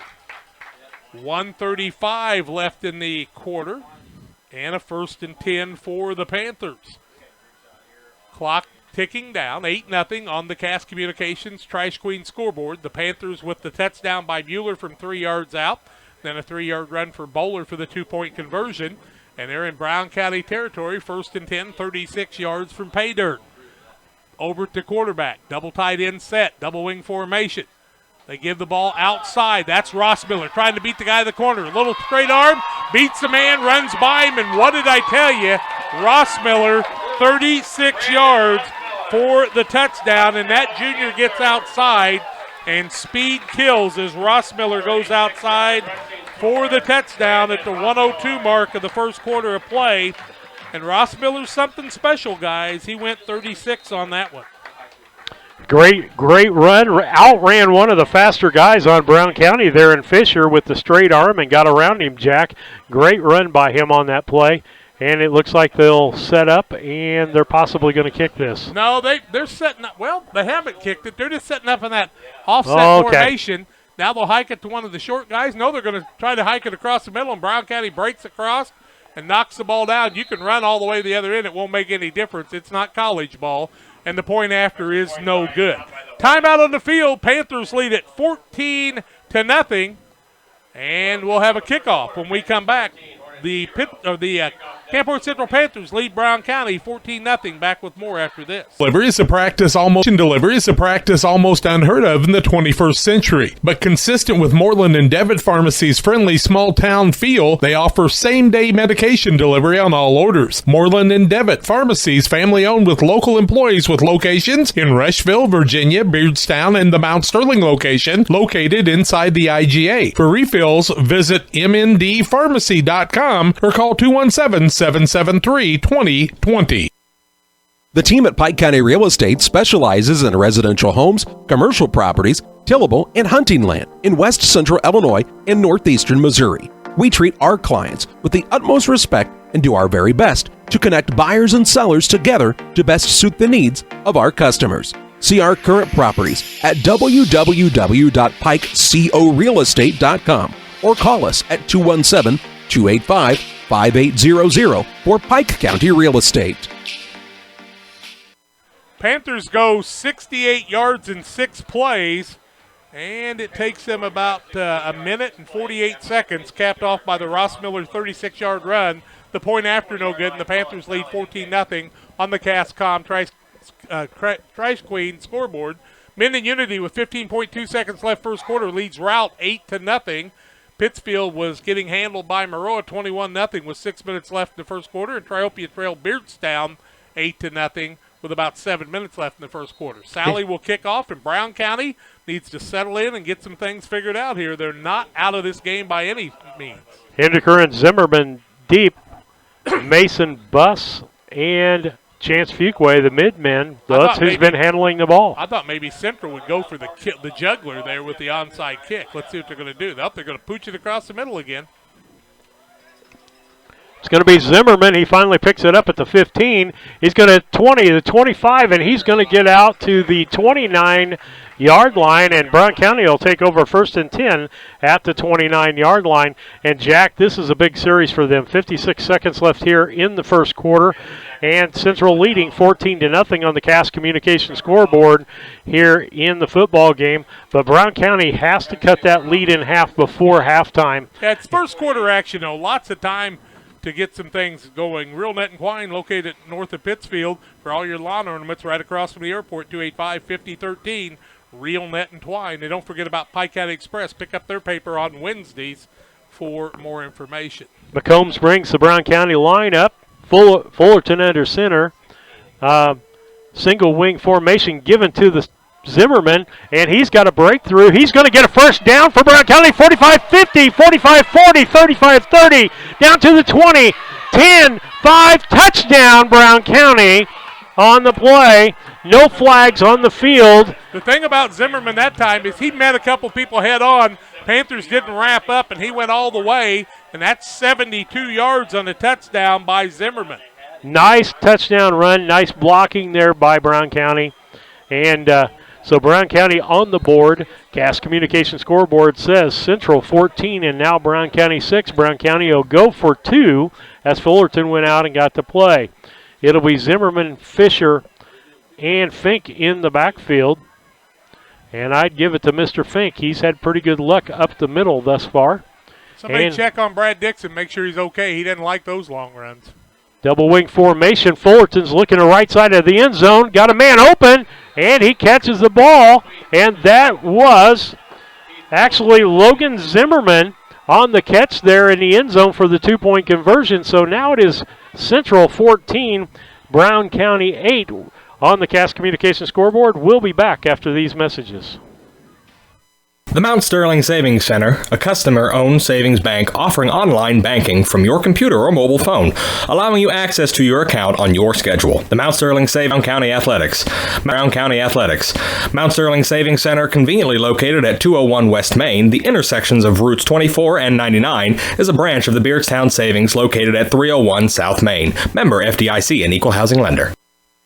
Adams County Fence and Supply and Eric Higley offer you all your truck accessory needs: bed covers, bumpers, bug shields, vent visors, Nerf bars, grill guards, winches, lighting, and performance installation. If you want to customize your truck, they provide top quality and professional installation. Call them today at 217-455-3248 or Eric Higley at 217-257-9453. Adams County Fence and Supply is helping to provide you with this broadcast of Panther Sports. Now please support them. Adams County Fence and Supply and Eric Higley. Hey, this is Lance Grady with El Grady Realty. We're Clayton right now. And Randy can turn his headset down if he needs to, but you can turn mine up a little bit if there's a possibility. And Zimmerman goes 78 yards, then catches a pass from Fullerton for the two-point conversion, and all of a sudden it's a 14-8 ball game. I told you, we haven't gotten out of the first quarter yet, and don't be surprised if Brown County maybe thinks about trying to do something here. Their place kicker wearing the number 9 right now is Hendricker. And he's going to just kick a little pop fly, and Brown County's going to try to get to it. And they may get to it, Jack, and they do! It looks like Brown County has pooched it over the top. The Panthers were lazy getting after the ball. Brown County falls on it, and Coach Dixon would wish it was halftime right now so he could talk to some people. But Brown County used what they needed to do, and they're going to have it 1st and 10. You can't call it's not an onside kick. They just pooched it over the top of people. 1st and 10 from the 34-yard line for Brown County, and we apologize. Steve got a little excited there, and he just broke both of my eardrums on that one. Oh, that's all right, Jack. High school football, that's exciting stuff out there. Steve, you didn't need a radio on that one. Things change fast. Yeah, 41.2 seconds left in the quarter, and Brown County back on the attack. Beardstown up on Triopia 14-0 early in their ball game. Single wing formation, Zimmerman in the wing, Fullerton under center. Handed off to the first man through. That's Fisher. He's going to get some yards on that play. And there's going to be a flag, probably going to be holding on the play. Right around the 29-30 yard line is where the flag is. Well, the flag's on the 31, so let's see what they're going to call. So that would take it back to the 41. So they only lose 7 yards, so they'd bring up a 1st and 17, would it not? That would be my guess, Jack. Usually 10 yards from the point of the infraction, so you get some weird figures at times. Yep, it's from the 31 and gets back to the 41. 34.8 seconds left here in the first quarter, and Brown County behind in this ball game. Central leading 14-8 on the Cass Communication scoreboard. But the momentum is the way of the Hornets right now. Double wing formation, Zimmerman and Fisher in the wings. Fink at the fullback position. Gives it to Zimmerman around the right-hand side. They're stringing can't find it. They're stringing a play out. He's going to get a couple of yards, and then, boy, there's too many black jerseys for me to figure out who made that tackle, Jack. He breaks the 40, gets it down to the 39-yard line, and Student Body on the left-hand side made the tackle. Everybody but Remington Bueller, he was still at the line of scrimmage. Gains 2, it'll bring up a 2nd and 15. But I like Zimmerman because he's looking for that hole. And, you know, if he would have reversed that time and ran to the other side of the field, there might not have been anybody there. That's going to end the first quarter. Camp Point Central on the Trash Queen Cass Communication scoreboard leads 14-8 over Brown County. Back with second quarter play-by-play in a minute. Brown County's premier residential and commercial real estate brokerage. If you're in the market to buy, sell, or rent, we would love to work with you. You can check us out on the internet at www.elgradyrealty.com, find us on Facebook, or call or text me personally anytime at 217-491-0812. El Grady Realty, local brokers, local office, local expertise. We are Brown County's leading residential real estate brokerage. When you or your family are feeling under the weather, you can count on Illini Express in Pittsfield. Illini Express is a walk-in clinic located on the south side of the Pittsfield Square and is open 7 a.m. to 7 p.m. Monday through Saturday. $75 is the charge and can be billed to your insurance. Children must be at least 18 months old. Illini Express opens 7 to 7 Monday through Saturday and on major holidays 7 a.m. to 11 a.m. Illini Express, a partner of Illini Community Hospital in Pittsfield. B&N Trucking is locally owned and operated since 1999 with a family-oriented, family values approach to business, offering tandem, hopper bottoms, dump, and van trailer hauling options for grain, fertilizer, aggregate hauling, and OTR deliveries, licensed and fully insured in all 48 states. If you need something hauled or want to be part of our team as a driver or owner-operator, call B&N Trucking at 217-289-3555 today. Together, we build. Steve Surratt, Jack Hull, and Randy Blyback with you on the broadcast here on Geared Up Broadcasting and BCHornetsports.com. We're heading into the second quarter, and the score is Central 14 and Brown County 8 on the Trash Queen Cast Communications scoreboard. We're simulcasting between the two stations. That's something you don't see on regular radio. Single wing formation, giving to Zimmerman around the right side. He's going to get about 3 yards on that play.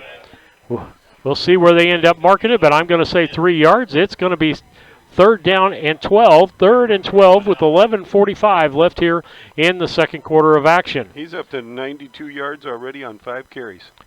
When you get 78 on one, you can get to 100 quick. Yep. Jack, I've been so excited down here, my window's fogging up. Yeah, I know. Full moon, Friday the 13th, anything can happen. Harvest moon. Hendiker split on the left-hand side, wishbone formation for Brown County. Going to be given to the second man through Fisher. He's got some running room, dips and dives, and he's going to be close to the first down as he's going to get down to the 23-yard line. He should have it easy.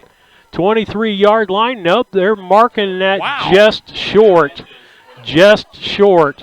Fourth and 1. I thought from what our downage was, they put the ball back on about the 25, and I thought he was at the 23. And so it's really, really close there, Jack. You know they're going to probably try a hard count first. Are they going to measure? I hadn't seen a measurement in the first 2 games. We're going to see 2 measurements. Nope, they're going to say it's short. Now the ball is about 6 inches off of the 25-yard line. Yep. So how many yards was that last run? Give him, let's see, 36, 11. 11 yards. Yeah, he needed 12. Yep. That was Fisher, right? Yep, was Fisher. Randy won't let you get by with that.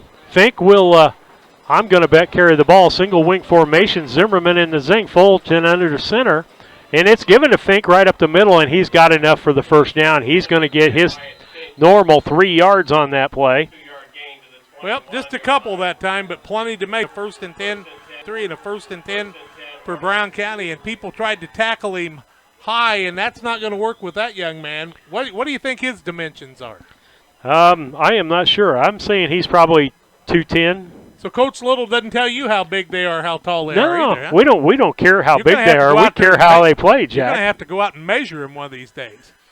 Most people will tell you their height and their weight, but Coach Little keeps that a secret. He doesn't want you to know that. 10:37 left in the first half of play, and it's a 6-point ball game, and Brown County's knocking on the door. Single wing formation, Zimmerman and Fisher given to up the middle. I believe that's going to be Fink again, and he'll fight. He'll get at least 2 yards on every carry. We'll see what they give him on this carry.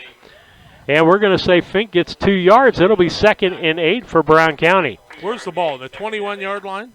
Yeah, that's what I'm going to I can tell you a time he won't get 2 yards when him and Remington Bueller run into each other at the line of scrimmage. There might be sparks that fly at that point. There may be an explosion. Unity leads 16-0 at the 7:44 mark of the first half against Route. Who told me to pick Route in that game? Shame. Scoreboard says it's on the 19, Jack. Single wing formation with Fisher in the wing this time. Fullerton under center. Ball handed to Zimmerman around the right side. He's looking for a hole. He's going to get a few. He breaks loose. Yes, he does. And let's see what he makes it down to. He started on the 19. Got to the 15-yard line, looked like that time. It's hard for me to see it. Yes, the 15. Give him 4 yards on that play. Is that right? 96 yards for that boy. And got a player down. While they attend to that, score here is Central 14, Brown County 8. Brown County down in Central's territory. We'll take a quick commercial break while they attend to the player on the field. We'll be back after these messages. It's more than just a tagline at John Petty & Sons Custom Builders. It's our way of life. Our team is committed to building high-quality, custom-built commercial and residential facilities to fit the needs of your family or business. From design, new construction, renovation, and repairs, we have the expertise to turn your project into reality. Call us for a free quote at 217-248-6196. That's 248-6196. Or check us out on Facebook. John Petty & Sons Custom Builders. Together, we build. The Comfort Man at Scranton Heating and Cooling has been providing superior comfort to West Central Illinois since 1985. Installing Trane and Mitsubishi comfort systems and servicing all brands, the Comfort Man has the best equipment and technicians to keep your family comfortable year-round. Call the Comfort Man Scranton Heating and Cooling at 217-773-2626. That's the Comfort Man at 217-773-2626. Or visit them on the web at comfortman.com. Press Yours on You in Camp Point is celebrating over 14 years as your source for school spirit wear. They can personalize school jackets, hoodies, t-shirts, hats, banners, pennants, duffel bags, flags, and more. They have many items available at all home football games, plus can customize any idea you have. Visit their online store at www.pressyoursonyou.com or check them out on Facebook. Press Yours on You, 506 West Wood on Highway 24 in Camp Point. Call 593-6031 today. Renee's Place is the place where people meet in Mount Sterling. Open Tuesday through Thursday, 5:30 to 2 p.m., Friday and Saturday, 5:30 to 8, and Sunday, 8 to 2. Renee's Place, 220 East Main Street. Call 773-9000. For delicious, authentic Italian pizza and pasta, it's Gianni's Pizza on the square in Pittsfield. Let it run. From delicious appetizers to a wide selection of specialty pizzas and pastas, Gianni's has something everyone will enjoy. Take advantage of the Gianni's Pizza Special, where you can order any extra large pizza and receive a free small one-topping pizza. For carryout or delivery, call 285-4002. That's 285-4002 for Gianni's Pizza on the square in Pittsfield. Ashton Cole was a man down, helped off the field, and he looks like he's pretty groggy right now, and so the trainers will take a look at him and take good care of Ashton there. Say a little prayer for him. Brown County's going to face a 3rd and 5 from the 16-yard line with 9:35 left in the quarter. It's 4-down territory. Cardinals and Brewers, nothing, top of the second. Cubs had almost 3 touchdowns, 17-8 over the Pirates today. In action there. Single wing formation with Fisher in the wing. And a lot of changes in the central line as they see that. And it's Zimmerman around the right side, and he's not going anywhere on that. I'm going to give him no gain on that at all. Sherrill in there along with the linebacker Mueller, and that was an adjustment by Brad Dixon's defense that time. Beardstown 16-0 over Triopia. Minden Unity 16-0 over Route, both in the second quarter of their games. Pittsfield late in the first quarter was trailing Maroa by a sizable margin. We'll try to get you an update on that. 4th and about 4 for Brown County as the ball's sitting on the 15-yard line. 4th and about 4. And Fullerton brings the play back in. Burnett coming in the ball game and Hindeker coming out. So Burnett's going to check into the end position with the number 50. If Ace Hendricks was here, they'd kick a field goal. Wing to the left. And a timeout called by Brown County.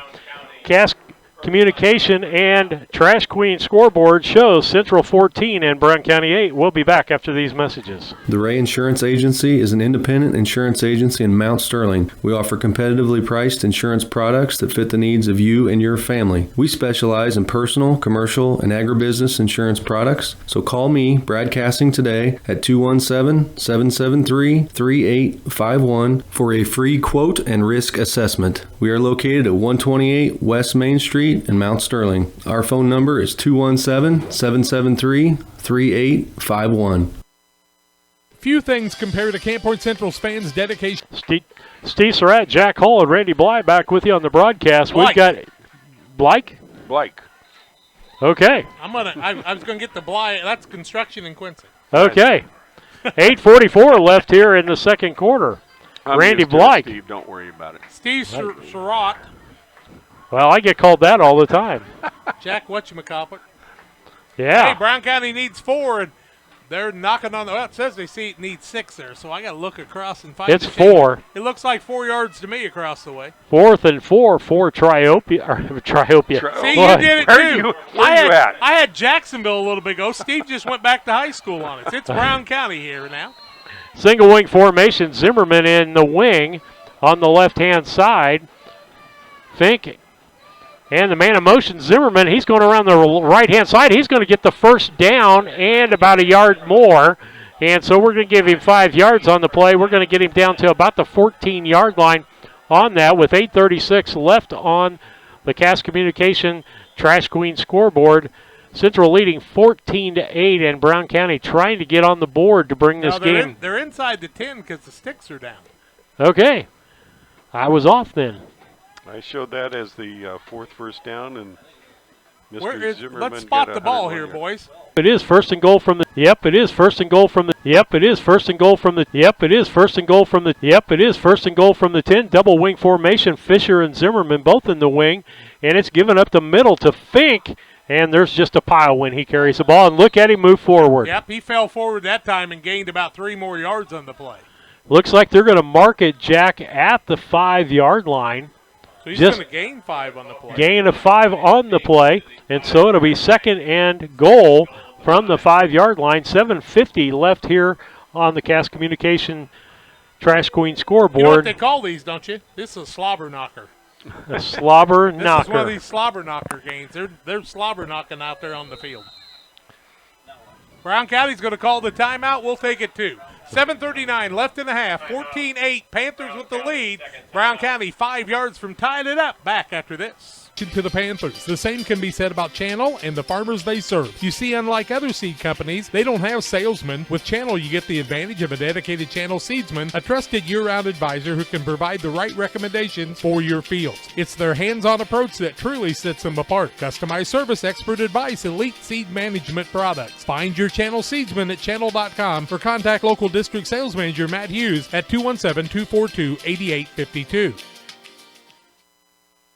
Mount Sterling Implement Company takes vertical tillage to the max with the Turbo Max from Great Plains. With its hydraulically adjusted gangplank, the Turbo Max gives you lots of options. In the fall, you can run the machine at an angle to bury more residue, and in the spring, you can run it straight to create an excellent vertically tilled seedbed, all to help you achieve the best yields. Call Mount Sterling Implement at 773-2216 in Mount Sterling, Illinois today to see what Turbo Max can do for you. Mount Sterling Implement and Great Plains. Harvest starts here.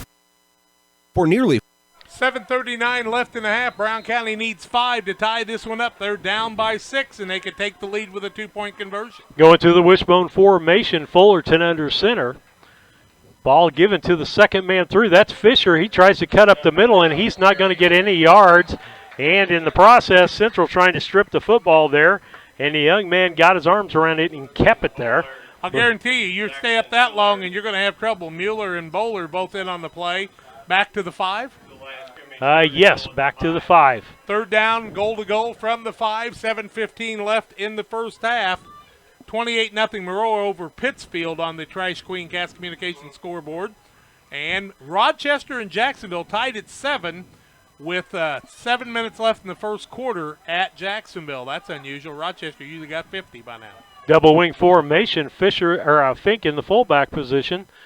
Back to pass is Fullerton. He's going to look in the corner. He's got somebody wide open, and guess who that is again? Logan Zimmerman, who caught the conversion on the first touchdown, catches that same pass in the right side of the end zone, and now the scoreboard has Central 14 and Brown County 14 on the Trash Queen Cass Communications scoreboard, and Brown County will try to take the lead for the first time in this ball game.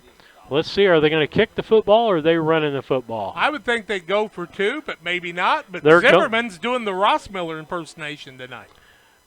And it's Fullerton back in there at the quarterback position. And they're going to send Logan Zimmerman out to the far right, wishbone formation. Fullerton back, gives it to the second man through. That's Fisher. There's going to be a flag on the play, and there's going to be holding on that play. And we'll do this over again. Looks like holding. That's going to move the ball back to the 13, well, somewhere outside the 10, so you got 1 down to make over 10 yards. They were going to make that 2-point conversion easy, but the penalty came in over the linebacker's shoulder, and maybe that's what freed the man up. Who was the running back on that play? Fisher. So will they go for the kick now? They look like they're moving some people out. Yep, Hindeker's going to come in and kick it. Mason Buss will be the holder. He was a quarterback last year. Others in on this. Ezra Keokum out there. So that is the 7th penalty in this first half. And I think they've had a holding or 2 now, but they had a lot of 5s ahead of that. Yep. A lot of people in and out. They got to count and make sure they got 11. Waiting for the snap here. Down. Kick is up. And the kick is good for Brown County. With that, 6:50 left here in the second quarter. It's Brown County 15 and Central 14 on the Trash Queen Cast Communication scoreboard. We'll be back after these messages. For nearly 40 years, the Niebuhr Funeral Home has been serving our area with professionalism and compassion. This is our business, our hometown. You can be assured we take great personal pride in serving your family in your time of loss. We're locally owned. We're your friends and neighbors. We care about you and your family. Niebuhr Funeral Home, with locations in Pittsfield and Barry, serving our community with compassion and respect. The Brown County State Bank is proud to support all the Brown County Hornets athletic programs. In fact, we're the only bank offering the Hornet debit card. Every time the card is used at a point of sale, a portion of the proceeds are contributed to the Brown County School. It's our part of our commitment to making them the best they can be. Contact the Brown County State Bank today to get your Hornet debit card at 773-3327. Brown County State Bank, member FDIC and equal housing lender. Time to be thinking about tax planning. You can count on Illinois FBFM for accounting, consulting, and tax preparation for farmers and businesses in Pike, Brown, and Adams County. Phone 217-593-7233, 593-7233. Illinois FBFM can take care of your farm accounting needs. Get your accounts in order for this tax season. Contact Bob Ray, Jesse Shootman, and new to their staff, Triope and Kansas State grad Emily Carls. Back with you on the broadcast. We'll come back to Bob Ray. Hindeker kicks the ball just in a little popper over to the right-hand side. It's going to go out of bounds at the 37-yard line. Usually you get it on the 35. They can take it on the 37, 1st and 10, or they can make him kick it over. And I think they'll take it 1st and 10 from their own 37-yard line. That's actually the 27, Jack. Well, then they'll take it to the 35. They'll move the ball up to the 35. That's what you're supposed to do. Let's make sure that's what they're going to do. Yep, 35-yard line, 1st and 10 for the Panthers. They trail 15-14 after the kick by Hindeker. By the way, that was a 29-yard extra point kick by Hindeker, and it looked like it didn't have any trouble whatsoever. No, plenty of room. When you've got a kicking game, you can really be tough in 1A football, and so, hey, that's pretty impressive. 15-14, Trash Queen scoreboard. Brown County with their first lead. Over at under center. Let's see how the Brown County defense reacts now. They give the ball up. That's in the left-hand side. Rossmiller, 50, 45, out to about the 40-yard line. He's going to be tackled. And they're going to say he got inside the 40-yard line. No. He's going to be out to the 47-yard line. Knocked out of bounds by Fisher on that. That's 18 yards on the play. Brown County is so stacked up in the middle, Jack, that play is going to work all night long if they don't start spreading the defense out. 18 yards for Rossmiller there in a 1st and 10 from the 47 of Brown County. They give the ball across the middle. Fighting across the middle is that Bowler. Bowler, good run inside the 40 down to the 38-yard line. He'll gain 9 on the play and bring up a 2nd and 1. And the Panthers' offense is carrying their defense a little bit now, and that's kind of unusual. Second quarter action under the 6:25 mark. Panthers, Obert gets the play from Coach Ray. Of course, Blake Eiler was the quarterback, but he hurt a leg. He's got a boot and crutches on the sidelines. We know we won't see him for a few weeks. Also, Stotts was hurt in the JV game. Obert under center, starts a man in motion. Brown County blitzing, and they got beat on that. Bowler outside, turns the corner, breaks a couple of tackles. Inside the 20. Brown County got caught on the blitz that time inside the 20, down to the 19-yard line. He'll gain 19 yards in the play, and that'll be another 1st down for the Panthers at the 5:57 mark. And it's okay to blitz, but you better not get caught outside like that, or it'll kill you every time. And that time, Brown County on the 20, I think they're going to spot the ball, are they not? 1st and 10 from the 20. 5:45 and counting, first half play. They give the ball to Mueller. Oh, hit in the back. Stacked up, and is that Rice? That is Chance Fuquay. And Fuquay comes across, and Fuquay needs to be careful there because there are a lot of officials that will throw a flag if you celebrate after the tackle. And the official in the back, judge, went up and said, partner, that's a great hit. Throw a penalty on you because I don't want to throw a penalty on you. But Mueller got stacked up, back at the 22, loses a couple on the play, 2nd down and 12, and he came flying through that time, head-to-head, and he showed who was the bigger man that time. 5:05 left first half. Second down, Panthers. Man in motion, Rossmiller trying to turn the quarter. Gets a block. Outside, they're going to call the hold on the tight end. And Rossmiller will be stacked up, and that penalty flag lands on about the 26-yard line. The tight end on the outside had the man stood up with both hands on him, and the referee called the penalty across the field. That'll be a 10-yard hold penalty against the Panthers, and that's how you stall out an offense on their side at the 4:58 mark of the first half of play. It's so easy for the referee to see that, as it was right in front of him, and a blind old guy like me could even see it. They're going to move the ball back 10 yards from the 25 or 26. They'll take it out to about the 35. What did face mask penalty on the offense? Okay. Second down. And about 20. 20 to go. Back to pass is Bowler. Got Rossmiller up. Hindeker makes the interception. Hindeker picks it off as Rossmiller was underthrown that time right on the 10-yard line. And Hindeker with the interception as Bowler underthrew it again. And Brown County stops the momentum after the penalty, and it's going to be 1st and 10 for Brown County from their own 10-yard line at the 4:52 mark. And Rossmiller had plenty of room to run, but Bowler couldn't find him that time. And Brown County, on the turnover by the Panthers, their first of the ball game, gives the ball right back to Brown County with 4:52 left in the half. Mason Buss checks in to the in position. Fullerton back in with the play. Jack, that's the reason why they put Hindeker back there a lot of times in that center field position. If Bowler throws the ball long, Rossmiller's past him. He played the ball really well that time. Handed off to Fisher on the left-hand side. He's going to be stacked up. He's stacked up. The ball's loose, and the Panthers have got it. The Panthers hit the man. Who was the running back? That was Fisher, and Fisher is getting up slow on the play. He fumbles it inside the 10. The Panthers are going to have it on the 9-yard line. 1st and goal from the 9 at the 4:46 mark. And so you know what they just said? Anything you can do, I can do also. Okay. And they hit him hard, and he coughed it up. That's the second fumble by Brown County. And the Panthers in on the play now, and we've got an official's timeout. What is the official talking to the line judge on the far side about? Fisher comes out of the ball game as Jack. I think he got hit in the back late in that play. He was holding his back. Well, I mean, he got hit at the line of scrimmage, so, I mean, he must have turned his back. It wasn't like somebody dove on him. No. I mean, when you talk about a late hit in the back, it makes I said he got hit in the back. I didn't say late hit. 1st and goal from the 9 for the Panthers. Start Rossmiller in motion. Now Rossmiller will go back, and I think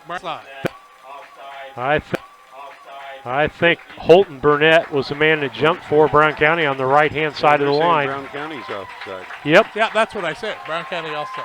Oh, I thought you if said you're offside. I thought you said the Panthers offside.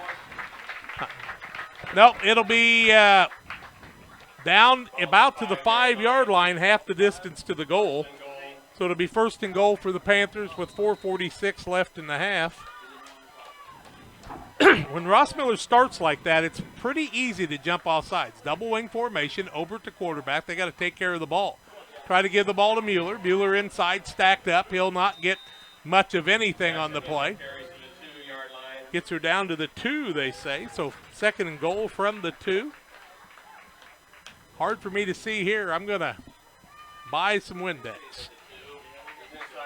Call it the 2nd and goal from the 2 at the 4:25 mark of the half. Panthers trailing 15-14 to a Brown County squad that was down 14-0 and just came back and punched the Panthers in the nose. Double wing formation again. Brown County's been tough on the interior line. Now a whistle before anything happens. And Brown County wants a timeout, and I think that's their third of the ball game. 4:09 left in the half. Brown County 15.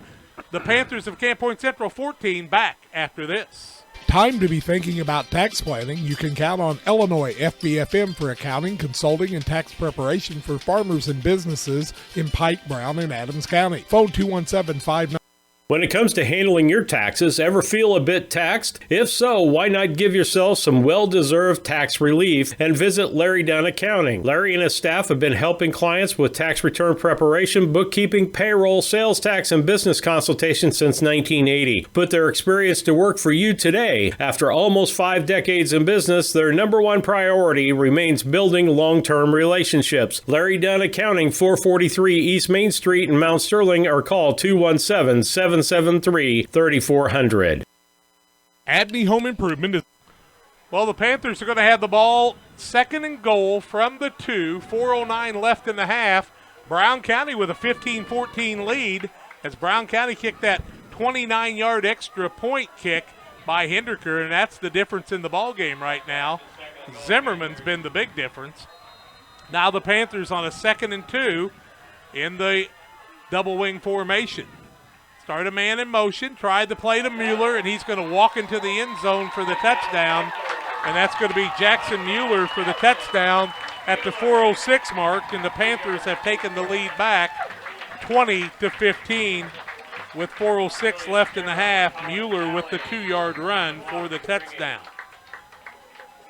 2 yards by Mueller, 20-15 now in favor of the Panthers, and they'll go for 2, I'm sure, again. Obert back in there. All came after the fumble. Panthers have scored twice after fumbles, so Brown County's got to take care of the ball, but the Panthers need a 2-point conversion here bad. They give the ball to Mueller across the middle. Fights across the middle. Still fighting. No signal. No good on the extra point. Brown County is held. 20-15 Panthers over the Hornets. 4:06 left in the half on the Cass Communication Trash Queen scoreboard. We're back on Friday the 13th from Camp Point Central after these. Abney Home Improvement is a family-owned company with Christian values. We have a passion for helping our customers find the best products at a great price. We understand making a large purchase of windows and doors for your home is a big investment. Our mission is to be completely upfront with you. We have built our business on trust and reputation. We depend on our customers to refer us to friends and family for their home improvement needs. Call 573-221-0886. We finish what we start with quality for you. Abney Home Improvement's 100% satisfaction is what we build our business on. At Illini Community Hospital, our goal is to provide high-quality medical care close to the communities we call home. Our team of providers and nurses are here to help guide you every step of the way to your healthcare journey with the personalized style of medicine you've come to expect from Illini. Illini is proud to welcome Dr. Esfaldo Wesley, oncologist, to our oncology team. He joins Sherry White, nurse practitioner, providing high-quality oncology care right here at home. For more information, visit IlliniHospital.org. Illini Community Hospital, proudly improving the health of our communities. 2015, Camp Point Central leads 2015 on the scoreboard now. They'll be kicking off with 4:06 left in the half. Rochester leads Jacksonville 35-17. Maroa 28-0 over Pittsfield at half. Glenwood 21-7 over Springfield with 3 minutes left in the first. West Hancock trails Clark County 42-0 in the first half of their game. Minden Unity up 16-0. And Beardstown over Triopia 14-0 on the Trash Queen Cass Communications scoreboard. Panthers Sally will move back to kick off, and it's who? Hinderker back again? Hinderker and Zimmerman back there. I'd keep it away from Zimmerman for sure if I was them. Sally's going to kick it off. He hasn't kicked one long yet. Squib kick. Mason Buss going to try to get over that. Just falls on it at the 25-yard line, and Brown County will take over 1st and 10 from their own 25 with 4:05 left here in the second quarter of this ball game, and it is Central 20 and Brown County 15. Now, Steve, I'll tell you another thing that's interesting is in those squib kicks, Brown County with no timeouts, but they can move the ball down the field, and they're only down by 5 because of that missed extra point again. That kick still looms big for them. It does, Jack, and again, you want to go into the locker room positive, so they'd love to score before halftime here, go in on a high, or at least move the ball really well here in this second quarter of action. Ball handed off to Zimmerman around the right-hand side. He's stacked up in the backfield. He's going to get no gain on that at all. Well, he falls across the line of scrimmage, and he's going to get, maybe to the 26. Sherrill and Bowler in on that. Give him to the 26, make it a 2nd and 9. Clock ticking down at the 3:45 mark, and let's see if Brown County wants to hustle the line of scrimmage. That's the 56th play of the first half, and not many of them have been passes. That's a lot of plays in the first half of a running game. And they both go to the huddle. 3:30 left in the half. Brown County 2nd and 9 at their own 26. I show 3 passes. Is that correct? Yep. Double wing formation, Zimmerman in motion, and Fullerton back to pass. He's looking down the right-hand side. He's going to keep the football. He's going to get about 4 yards on that play. Uh-oh. And a penalty will be called. I believe a late hit on the sideline. They had him out on the sidelines. Fullerton was tackled. They're going to say the Panthers hit him late, I do believe, the way that flag came out, unless it's a sideline warning. Let's see. Personal foul against the Panthers, 15 yards, and it'll move it up, and Coach Dixon wants an explanation. So it's going to move it up 15 yards. It was at the 29. 39, that'll put it out to the 44 if I'm not mistaken, and a 1st and 10 for Brown County, and that's big help with 3:17 left in the half on the unsportsmanlike on the hit out of bounds. And he got 4 yards on that. 4 yards? Yep. I'm a little surprised they don't call it unsportsmanlike, like a late hit, but that almost looks more like the unsportsmanlike that a player gets when he does something, just really wrong there. Ball at the 44. Ball at the 44, 3:17 left on that Trash Queen Cast Communications scoreboard. Ball given to Fisher around the left-hand side. He's out across the 45, across the 50, falls out to the 40. Well, let's see where they mark it. They're going to mark it just over the 50-yard line. He'll get 7 yards and bring up a 2nd and 3, and we'll be under 3 minutes in the half. Brown County with no timeouts, but they're not having trouble moving the ball. And right now, what I'm seeing with Brown County is they get hit first time, but their legs continue to move.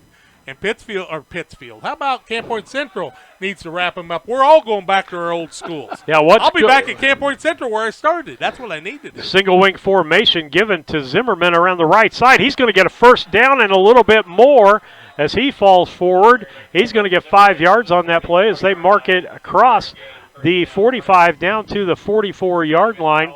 And it'll be a 1st and 10 for Brown County. 2:35 left here in the second quarter of action on that Trash Queen and Cast Communications scoreboard. Central leading 20-15. And the clock's running, and Brown County needs to have a little sense of urgency to get to the line of scrimmage, I think. Double wing formation. Fink at that fullback position. Back to pass is Fullerton looking downfield. Plenty of time and got a wide open receiver, but overthrows Fisher on the play by a couple of yards. Underthrew one man, overthrew another. Panthers had about 5 defenders back there playing the prevent. Here comes Ross Miller back into the game as he will take out one of his teammates. Haven't seen Ashton Cole back in, I don't believe. And so it'll be 2nd down and 10 for Brown County from the Central 44-yard line. Garrett Williams comes out for just a little while as Ross Miller takes his place. 2nd and 10 with 2:10, and that stopped the clock on the incomplete pass. Wishbone formation for Brown County. Fullerton under center. Ball handed off to Zimmerman around the right-hand side, and he's going to get maybe a yard on that. We'll see. Have to see where they mark it. Give him 2 on the play. It'll be 3rd and 8. 3rd and 8 as they get out to the 42-yard line. Usually the Panthers would be calling timeouts now, thinking they're going to get the ball back. But they haven't shown that they've stalked Brown County enough to have that kind of confidence. Somebody's handling Remington Bueller, or else they're running away from him because he hadn't been in on many tackles tonight. Last week he dominated the middle of the field. Fisher and Zimmerman. Fisher in motion. Back to pass is Fullerton. Looks like he's got plenty of time. Throws short and in and out of the hands of Nathan Hindeker. On the sidelines, I believe that was Zimmerman. Cameron Zimmerman in and out of his hands. Yeah, Mueller covering him there and also Sally in, but Mueller from that middle linebacker all the way back here to cover it. And it's going to bring up a 4th down and 8. With 1:26 left in the half, Brown County has got to get the 1st down or give the ball back to the Panthers with 3 timeouts. Hindeker lining up for the kick, but I wouldn't count on it. Out to the left is Christian Luperell. I think it's a great decision to punt right here myself. Kicks the ball, kicks it to the right sideline. Way out of bounds, and that's going to give the Panthers good field position as they're going to mark the ball where? around the 33-yard line. Is that what it looks like? Right around the 33, so you're going to have... No, they moved it up. Oh, wow. 36-yard line on the punt straight out of bounds. I don't think he didn't want to kick it to anybody, but not quite that directly out of bounds. 1:20 left in the half. Panthers will have the ball 1st and 10, but they got 64 yards to go. And that's a long Ross Miller run sometimes. So the Brown County Hornets need to play the D. They trail 20-15. Here comes Obert and company. Under center, double wing with outside. That is Bowler with outside. That is Bowler with it. Outside. That is Bowler with it. Looking for a couple of blocks, getting some blocks, running across the middle, looking to get back down to the hash mark. He gets it out to the 47. Give him a gain of 11. Give him a gain of 11. That'll stop the clock as they set the chains and then start it again. 1:08 left in the half, and it'll start the clock in a moment. Panthers on the ball, 1st and 10 for the Panthers. Ross Miller on the run outside. He's got a counter play across the middle. Carries a man across the middle. Holding. Penalty flag comes across from the back judge. He gets it down to the 41-yard line, but a penalty, and that's usually a hold. Let's take a look. We don't want to guess on that because you could have a face mask. But it appears it's going to go against the Hornets, and it is a face mask. Wow. And a 5-yard penalty. You never want to count on that one, Steve. Ball was on the 41, and that's going to take it down to the 36, will it not? Why are they back at the 46? That's where the original flag was thrown. Yeah, but it's not a point of infraction. It's a 5-yard from where the ball's at. So 5 yards from where he carried the ball, he got it down to the 42. They'll take it down to the 37. So you got to give Ross Miller 11 on the play, and a 1st and 10 for the Panthers from the Brown County 37 with 1:01 left in the half. Not many defensive penalties on them. Now they start the clock. Panthers hustling up to the ball, and Obert under center in a wishbone. Has a little trouble with the height. Now Ross Miller turns it outside, and he'll run out of bounds and stop the clock at about the 35-yard line. So he'll gain just a couple on the play. It'll bring up a 2nd and 8. And the Panthers stop the clock at the 48.8-second mark. And, you live to run another play there. Ross Miller knows they didn't have a touchdown potential that time. And so here comes Obert, stops the clock with 48.8 seconds left. Panthers lead it 20-15 over the Hornets on the Cass Communication Trash Queen scoreboard.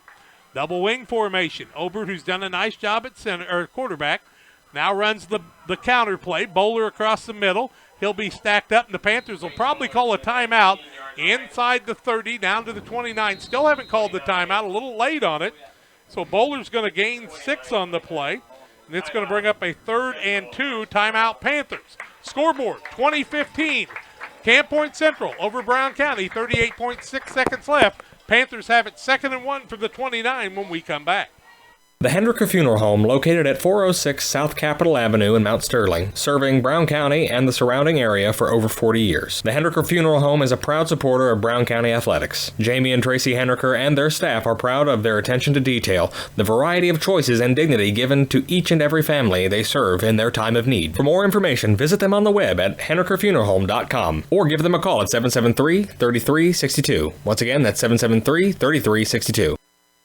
At Lanham Chiropractic, their mission is to ensure that they guide each patient to the possibility and enjoyment of a healthier you. Dr. Chris Lanham works together with each patient to identify the cause of the chiropractic issue and address it through chiropractic care, proper nutrition, and natural supplements, all while utilizing honest and trusting communication. If you're looking for a hands-on chiropractor who's proud to call this area home, call Dr. Chris Lanham at Lanham Chiropractic in Pittsfield at 217-285-6300.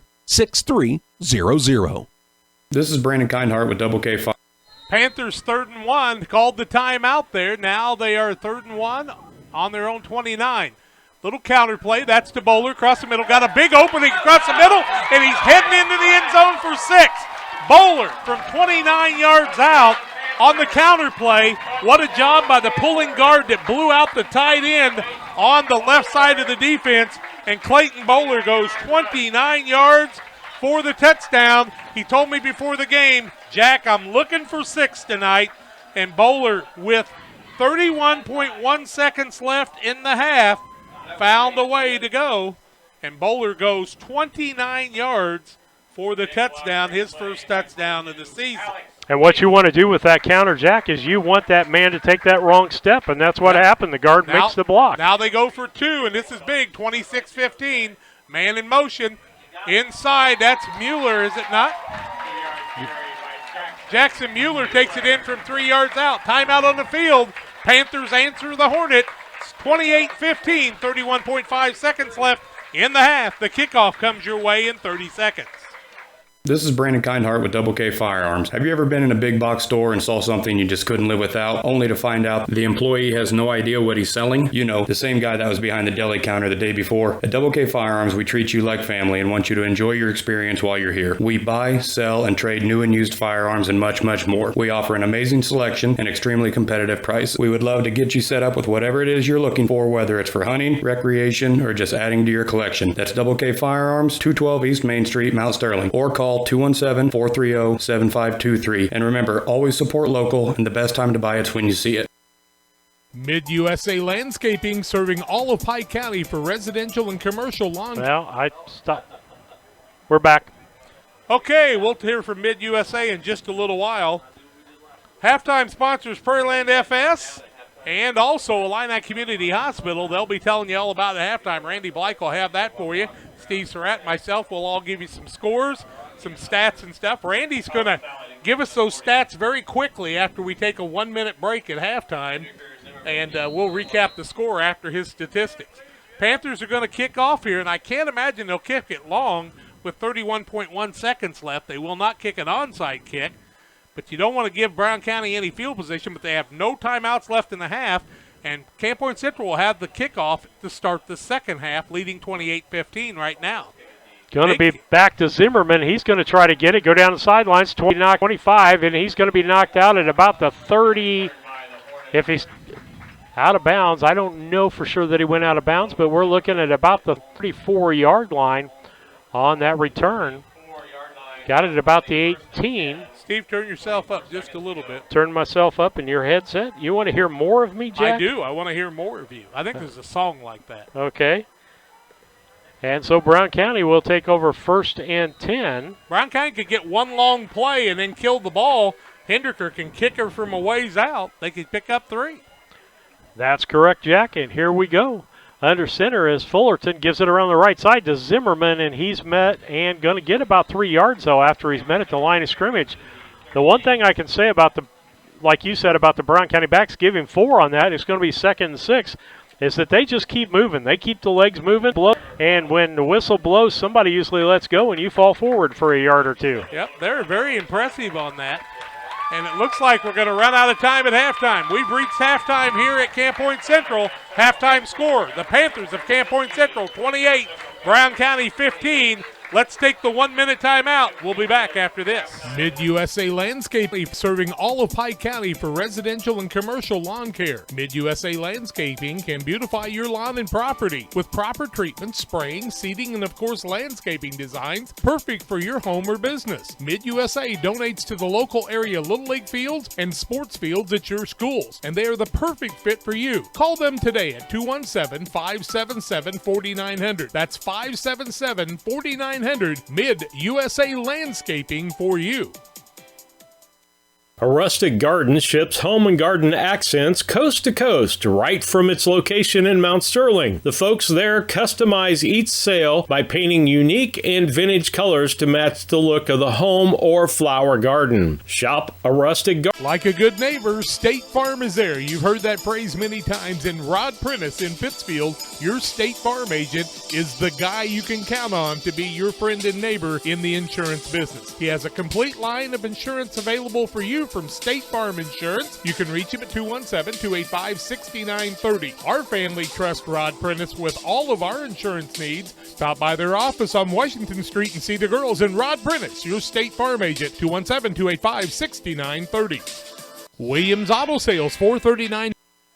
There you go. Welcome back on the Prairieland FS and Illini Community Hospital halftime show, 28-15 Panthers over Brown County. Prairieland FS Incorporated is a farmer-owned cooperative dedicated to providing all customers the highest quality products and services. Your local Prairieland FS, 104 West Way Road, Mount Sterling. Phone 217-773-3911. And Illini Community Hospital. For more than 75 years, Illini Community Hospital has been serving the community with high-quality personalized medical care. More about their services by visiting IlliniHospital.org. Panthers got the scoring going at the 5:34 mark of the first quarter and a 3-yard run by Mueller. Bowler had the 3-yard run for the point after, and it was an 8-0 Panther lead. Then Brandon Rossmiller would go in from 36 yards out at the 1:02 mark of the first quarter. The point after was no good, and it was 14-0 in favor of Camp Point Central. They looked like they were coasting, but here came Brown County. 43.6 seconds left in the first half. 78-yard run by Zimmerman. Zimmerman on the pass after, and it was 14-8 in favor of Camp Point Central. Then the pooch kick recovered by Brown County at the 6:50 mark of the second quarter of play on a 5-yard pass from Tate Fullerton to Zimmerman. The kick was good, and it was 15-14 in favor of Brown County. Camp Point Central would come back at the 4:06 mark of the second quarter. Mueller on the run and the 2-yard run. The point after was no good. It was 20-15 Camp Point Central. Then with 31 seconds left in the half, Clayton Bowler would go 29 yards. Mueller with the run after, and the halftime score 28-15. Randy Blake has more stats for you. Okay, Jack, we'll start off with the Brown County Hornets tonight. They've rushed for 158 yards. We've had Tate Fullerton, 1 carry for 4 yards. Cameron Zimmerman had 12 carries for 113 yards. Seth Fisher at 6 carries for 25 yards. Nathan Hendrick had 1 carry for -1 yard. Kristen Leporel had 1 carry for 4 yards, I believe it was. And Mr. Fink had 5 carries for 17 yards. They've had 3 pass attempts by Tate Fullerton, 1 completion to Logan Zimmerman for 5 yards. They had 2 fumbles, and they had 9 penalties for 50 yards, it looks like. And on the Camp Point Central Panthers here, they had 223 yards in this first half. We had Carter Obert, the quarterback, had 1 carry for -7 yards. Clayton Bowler had 7 carries for 105 yards. Jackson Miller had 12 carries for 43 yards, with Brandon Ross Miller had 7 carries for 82 yards. Mr. Obert had 2 passes, 1 completion for 22 yards, and that went to Brandon Ross Miller. There was 1 interception by Hendrickson. Hendricker. Hendricker. And they had 4 penalties for about 40 yards, it looks like. Steve, back to you. Well, we are at halftime, and it is Central 28 and Brown County 15 on that communication screen, Cast Communication scoreboard. Your halftime is brought to you by Illini Hospital and Prairie Land FS. Prairie Land FS, farmer-owned cooperative dedicated to providing all customers with the highest quality products and services. Your local Prairie Land FS, 104 West Railroad Street in Mount Sterling. Call 217-773-3911. And that is our halftime score right now. We're going to take a station break, and we'll be back to talk about the second half and what Brown County needs to do to get back in the ball game and what Central needs to do to stay in the lead of this ball game. You're listening to Central Illinois Sports Network with Geared Up Broadcasting and BC Hornet Sports simulcasting together. We'll be back after these messages. Williams Auto Sales, 439 North 3rd in Quincy is your headquarters for quality used vehicles. Shop their 439 North 3rd location Monday through Friday from 9 to 5 and Saturdays 9 to 2. Check out their inventory of WilliamsAutosalesQuincy.com or call Tony the Truck Guy at 217-223-3325. Williams Auto Sales, 439 North 3rd in Quincy, wishing the Panthers the best of luck this year. Give them a call at 217-223-3325. Williams Auto Sales. At Prairie Land FS, we don't push products, we push limits. And our crop specialists are your connection to 4 of the must-trust brands in ag: FS Envision, FS High Soy, DeKalb, and Asgrow. They're also trained experts who can help you choose the perfect seed for your soil, budget, and growing conditions. Add it all up, and you have access to a partner who can help you achieve bigger yields than ever. Contact your Prairie Land FS crop specialist today to ensure you have the best seed portfolio for your operation.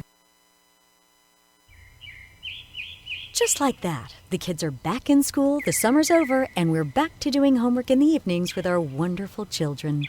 Nothing makes this scenario more magical than having a reliable internet connection to get all the homework complete, followed by everyone off to baths and bed. So after that dream is over and the kids are finally doing their homework, make sure you have a strong internet connection. Call Cascom today at 1-800-252-1799. Dear Western Grain Service is your progressive feed and grain resource for Western Illinois. They offer a full range of feed products for all species and many grain merchandising opportunities with locations in Golden, Paloma, Mount Sterling, Clayton, La Prairie, Liberty, Industry, Carthage, and Blandonsville. For more information, call Dear Western Grain Services 696-4461. That's 696-4461 or on the web at dearwesterngrain.com. The Farmers National Bank of Griggsville with locations in Griggsville, Mount Sterling, and Pittsfield. Maybe you ask, why choose Farmers National Bank of Griggsville? The answer is simple. Local people, local decisions, and local commitment with local investments. We have many products and services to meet your needs. We invite you to find out more about us. Go to fmbgriggsville.com and explore all the services we offer. Visit any of our 3 friendly locations in Mount Sterling, Griggsville, and Pittsfield today. The Farmers National Bank of Griggsville, local people helping local people, member FDIC.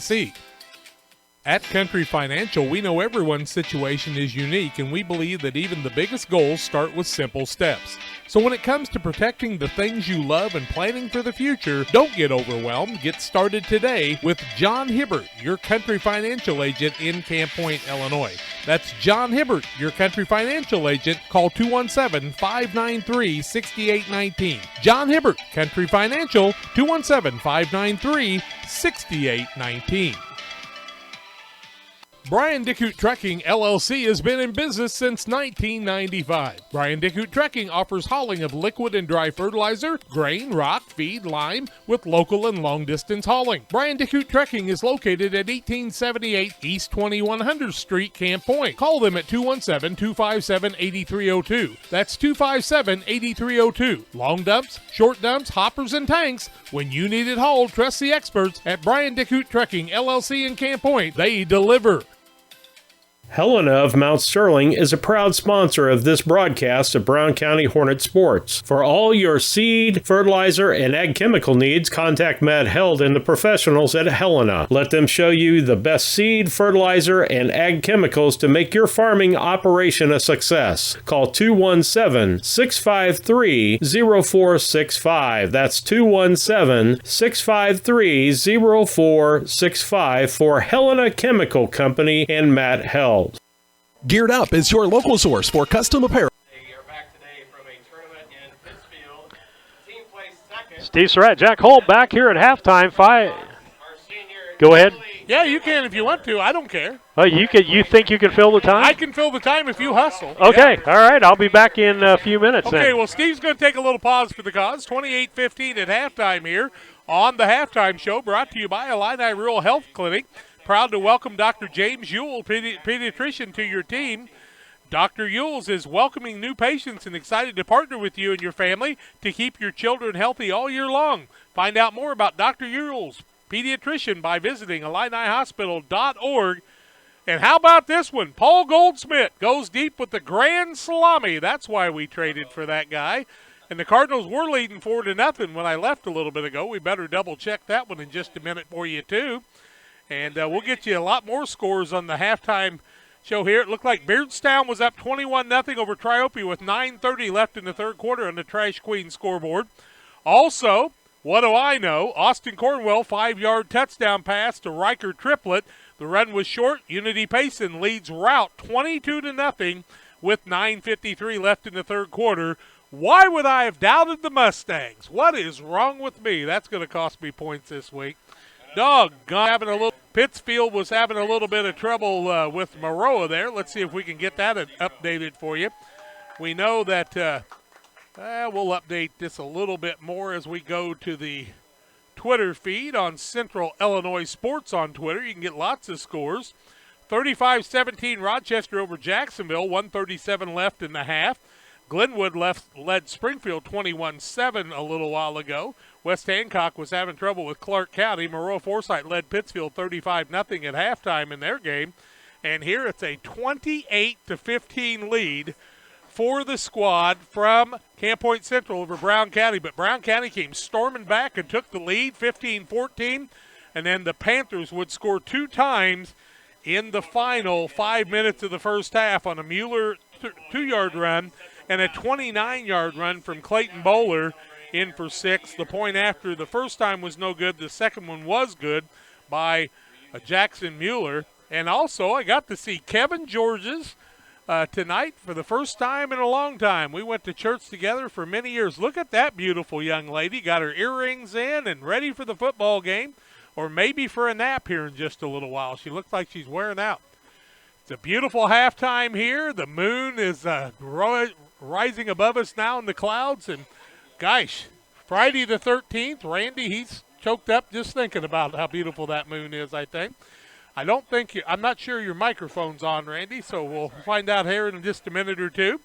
We also want to tell you about some of our other sponsors. Trash Queen, offering affordable residential trash service and roll-off dumpsters to Pike, Scott, and Morgan County. Call to learn more at 217-320-4320. That's Trash Queen. Chris and the gang doing a great job for you. And Damon Emmerich at Great Rivers Bank here to help you with your auto, residential, and commercial loan needs. Call Damon at 217-285-4404. Also want to tell you about one of our halftime sponsors, Prairieland FS. Prairieland FS is a farmer-owned cooperative dedicated to providing all customers the highest quality products and services. Your local Prairieland FS, 104 West Railroad, Mount Sterling, Illinois. Call 217-773-3911. The Cass Communications Trash Queen scoreboard at halftime, 28-15 in favor of the Panthers of Camp Point Central. They'll get the opening kickoff in the second half. And let's see if we can go to a couple other scoreboards and see if we can't get you some more scores across the conference. Usually we can find some stuff on WIBC football. Let's see if we can pull that off for you and get some more scores. Let's see the scoring thread. Here it is. And we'll go down to the bottom and looking for updates on the Calhoun game with Greenfield Northwestern. West Central 21-0 at halftime over Pleasant Hill Western in their homecoming game. So West Central with a 21-0 lead at halftime, going as kind of I thought it might.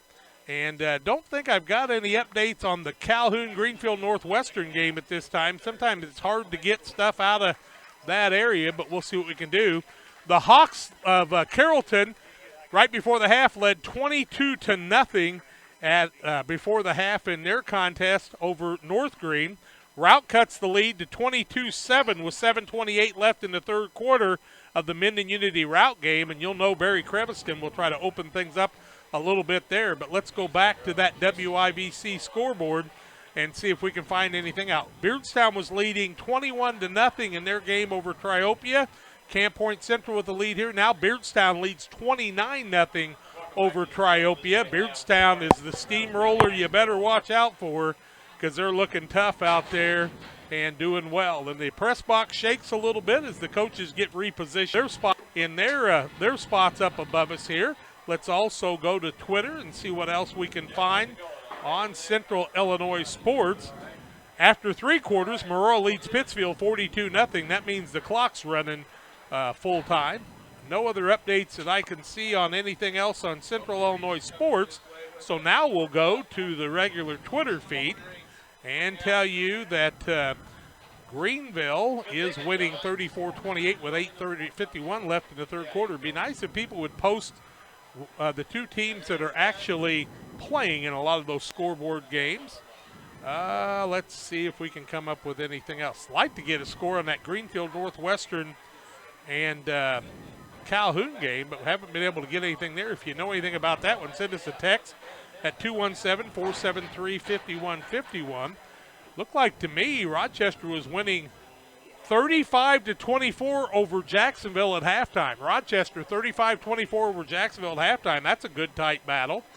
Southwestern 42-6 over Litchfield with 10 minutes left in the third quarter of their contest. And Maroa leads Pittsfield 42-0 at the end of 3 quarters. Panthers up 28-15 here. Let's take a break before we get ready for the second half. We're back in 2 minutes. Geared Up is your local source for custom apparel and awards. Geared Up offers a wide variety of apparel options, including embroidery, t-shirts, sweatshirts, polos. We do it all. Ask us how we can help you raise funds for your local school or organization. Find us online at www.wegearyouup.com or call 217-473-6290. That's 473-6290 for Geared Up custom apparel and awards. The caring and experienced professionals at Hamilton Funeral Homes are here to support you through this difficult time. We offer a range of personalized services to suit your family's wishes and requirements. You can count on us to help you plan a personal, lasting tribute to your loved one, and we'll carefully guide you through the many decisions that must be made during this challenging time. You're welcome to call us at any time of the day, any day of the week. Visit our funeral home in person or on the web at hamiltonfuneralhome.com. Call 217-593-6517.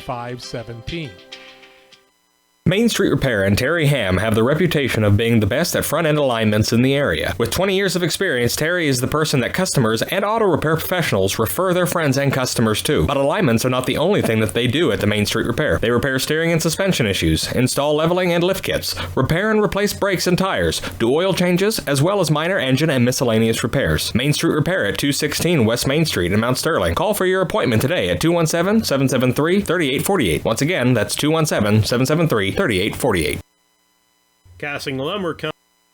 Thank you to Prairie Land FS and also to Illini Community Hospital, our halftime sponsors. Illini Community Hospital and Prairie Land FS, our halftime sponsors. Well, the Cubs won today. The Cardinals are playing Milwaukee, so all 3 teams in the hunt here are doing well. Randy doesn't even like baseball, and he likes to antagonize me. You can tell he's a Cub fan. He knows nothing about the game. Pretty well sums it up. Yep, he doesn't care to know anything about the game. He really doesn't like the Cubs. He just knows he likes to give me a hard time. Hey, I do have tickets for the last game down in St. Louis against the Cubs. What time are we leaving? Well, I'll let you know, Jack. Okay.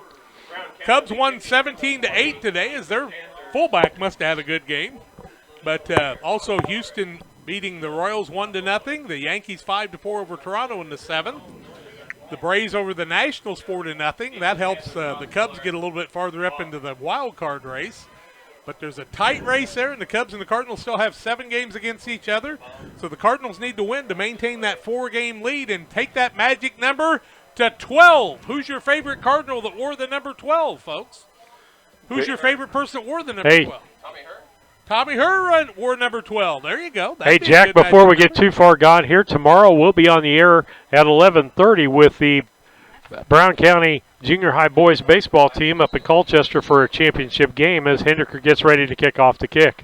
And a little pop fly. They're trying the onside kick. Panthers try to fall on it, and I think the Panthers get it this time.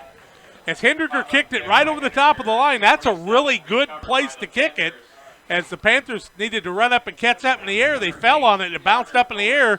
But now Brown County has given the Panthers good field position. And on our 70th play of the ball game, the Panthers will have the ball 1st and 10 from their own 42-yard line, just underway in the second half.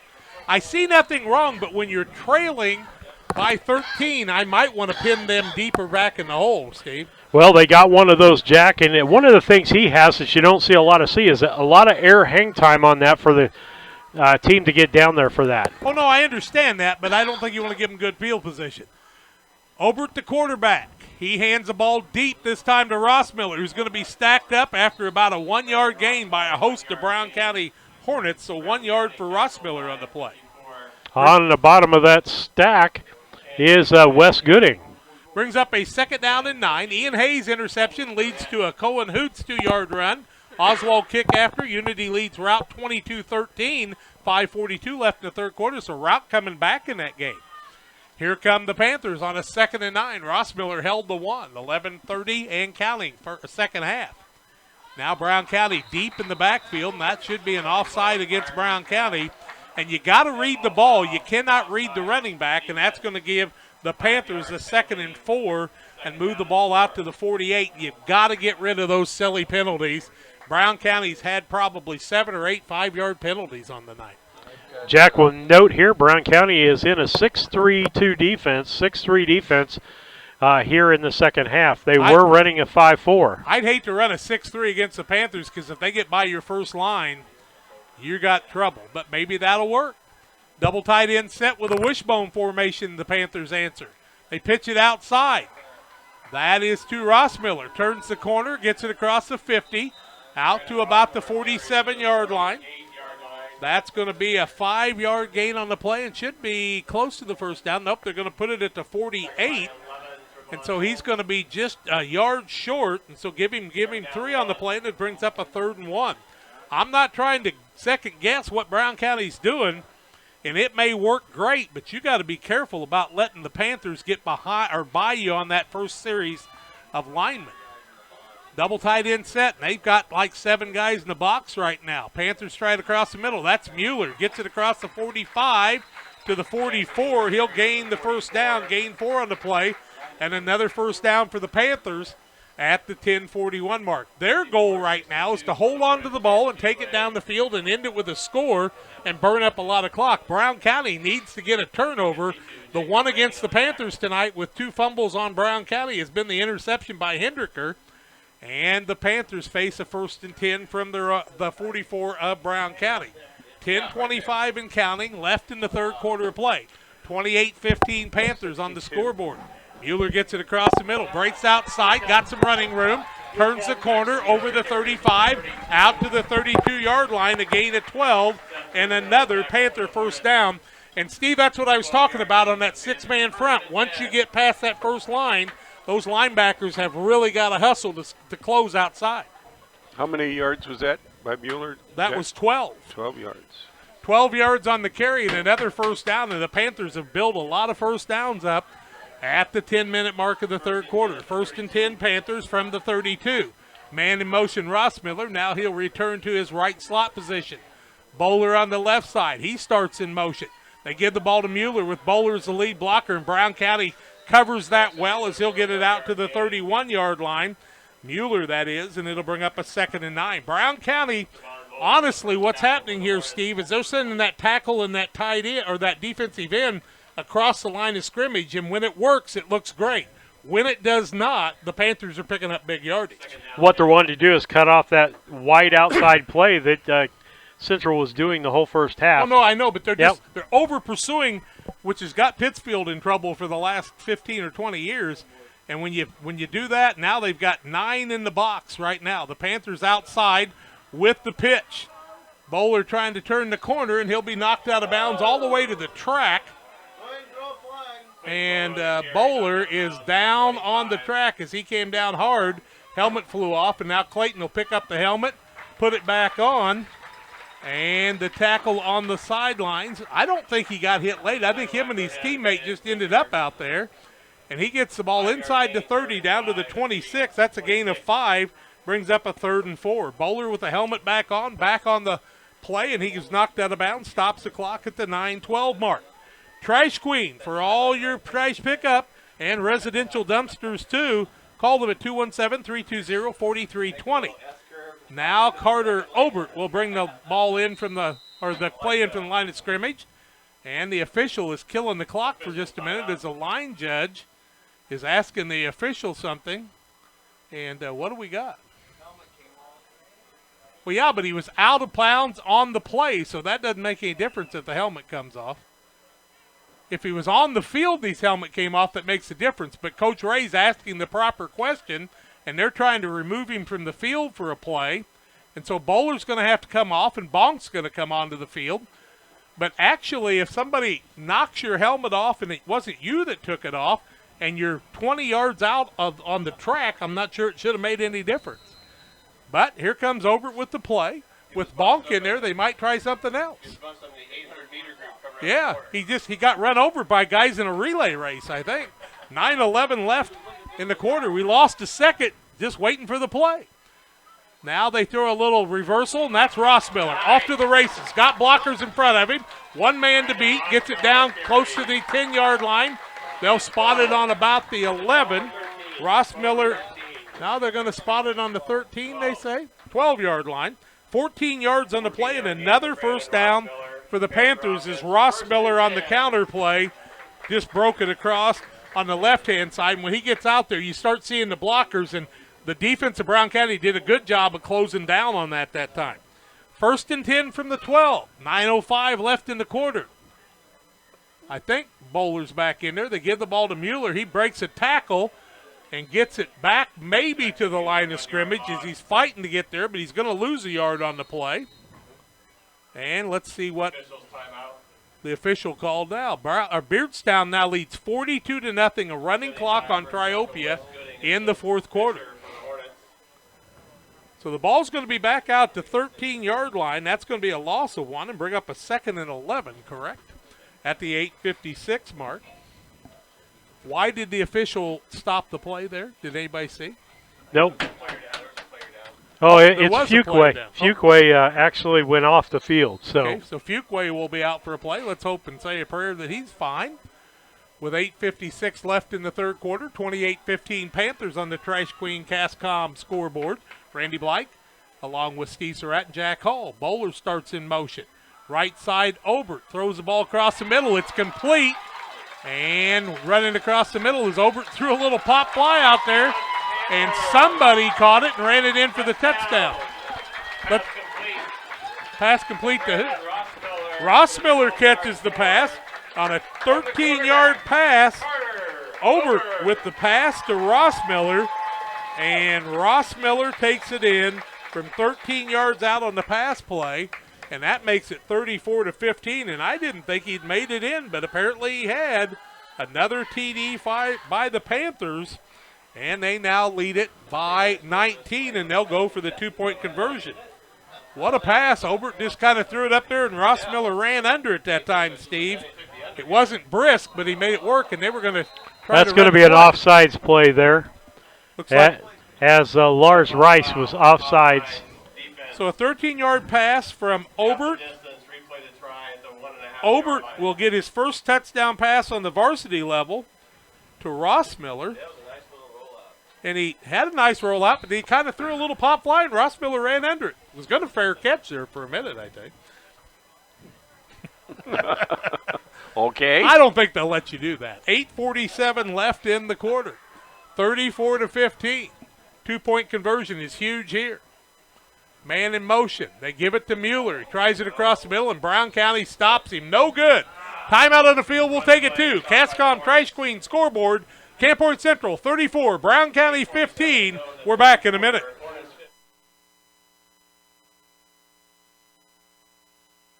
Cassing Lumber Company, your do-it-best quality paint dealer, mixes unique paint colors for any project. Bring a sample of your pillows, curtains, or other items, and Cassings will scan them into their computer. Mix your unique color of do-it-best quality paint and save the information. Need a special gift? Cassing's gift department has gifts for everyone. Cassing Lumber Company, hometown family-owned lumber and hardware store, supporting hometown schools and families for 45 years. Route 99 South, Mount Sterling. Call 217-773-2611.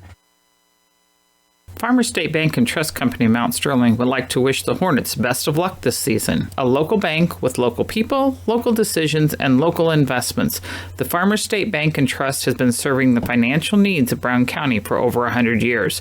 Visit them today for all your banking needs at the main bank in Mount Sterling, the For Sales branch, the Timewell branch, or the branch located inside the IGA in Mount Sterling.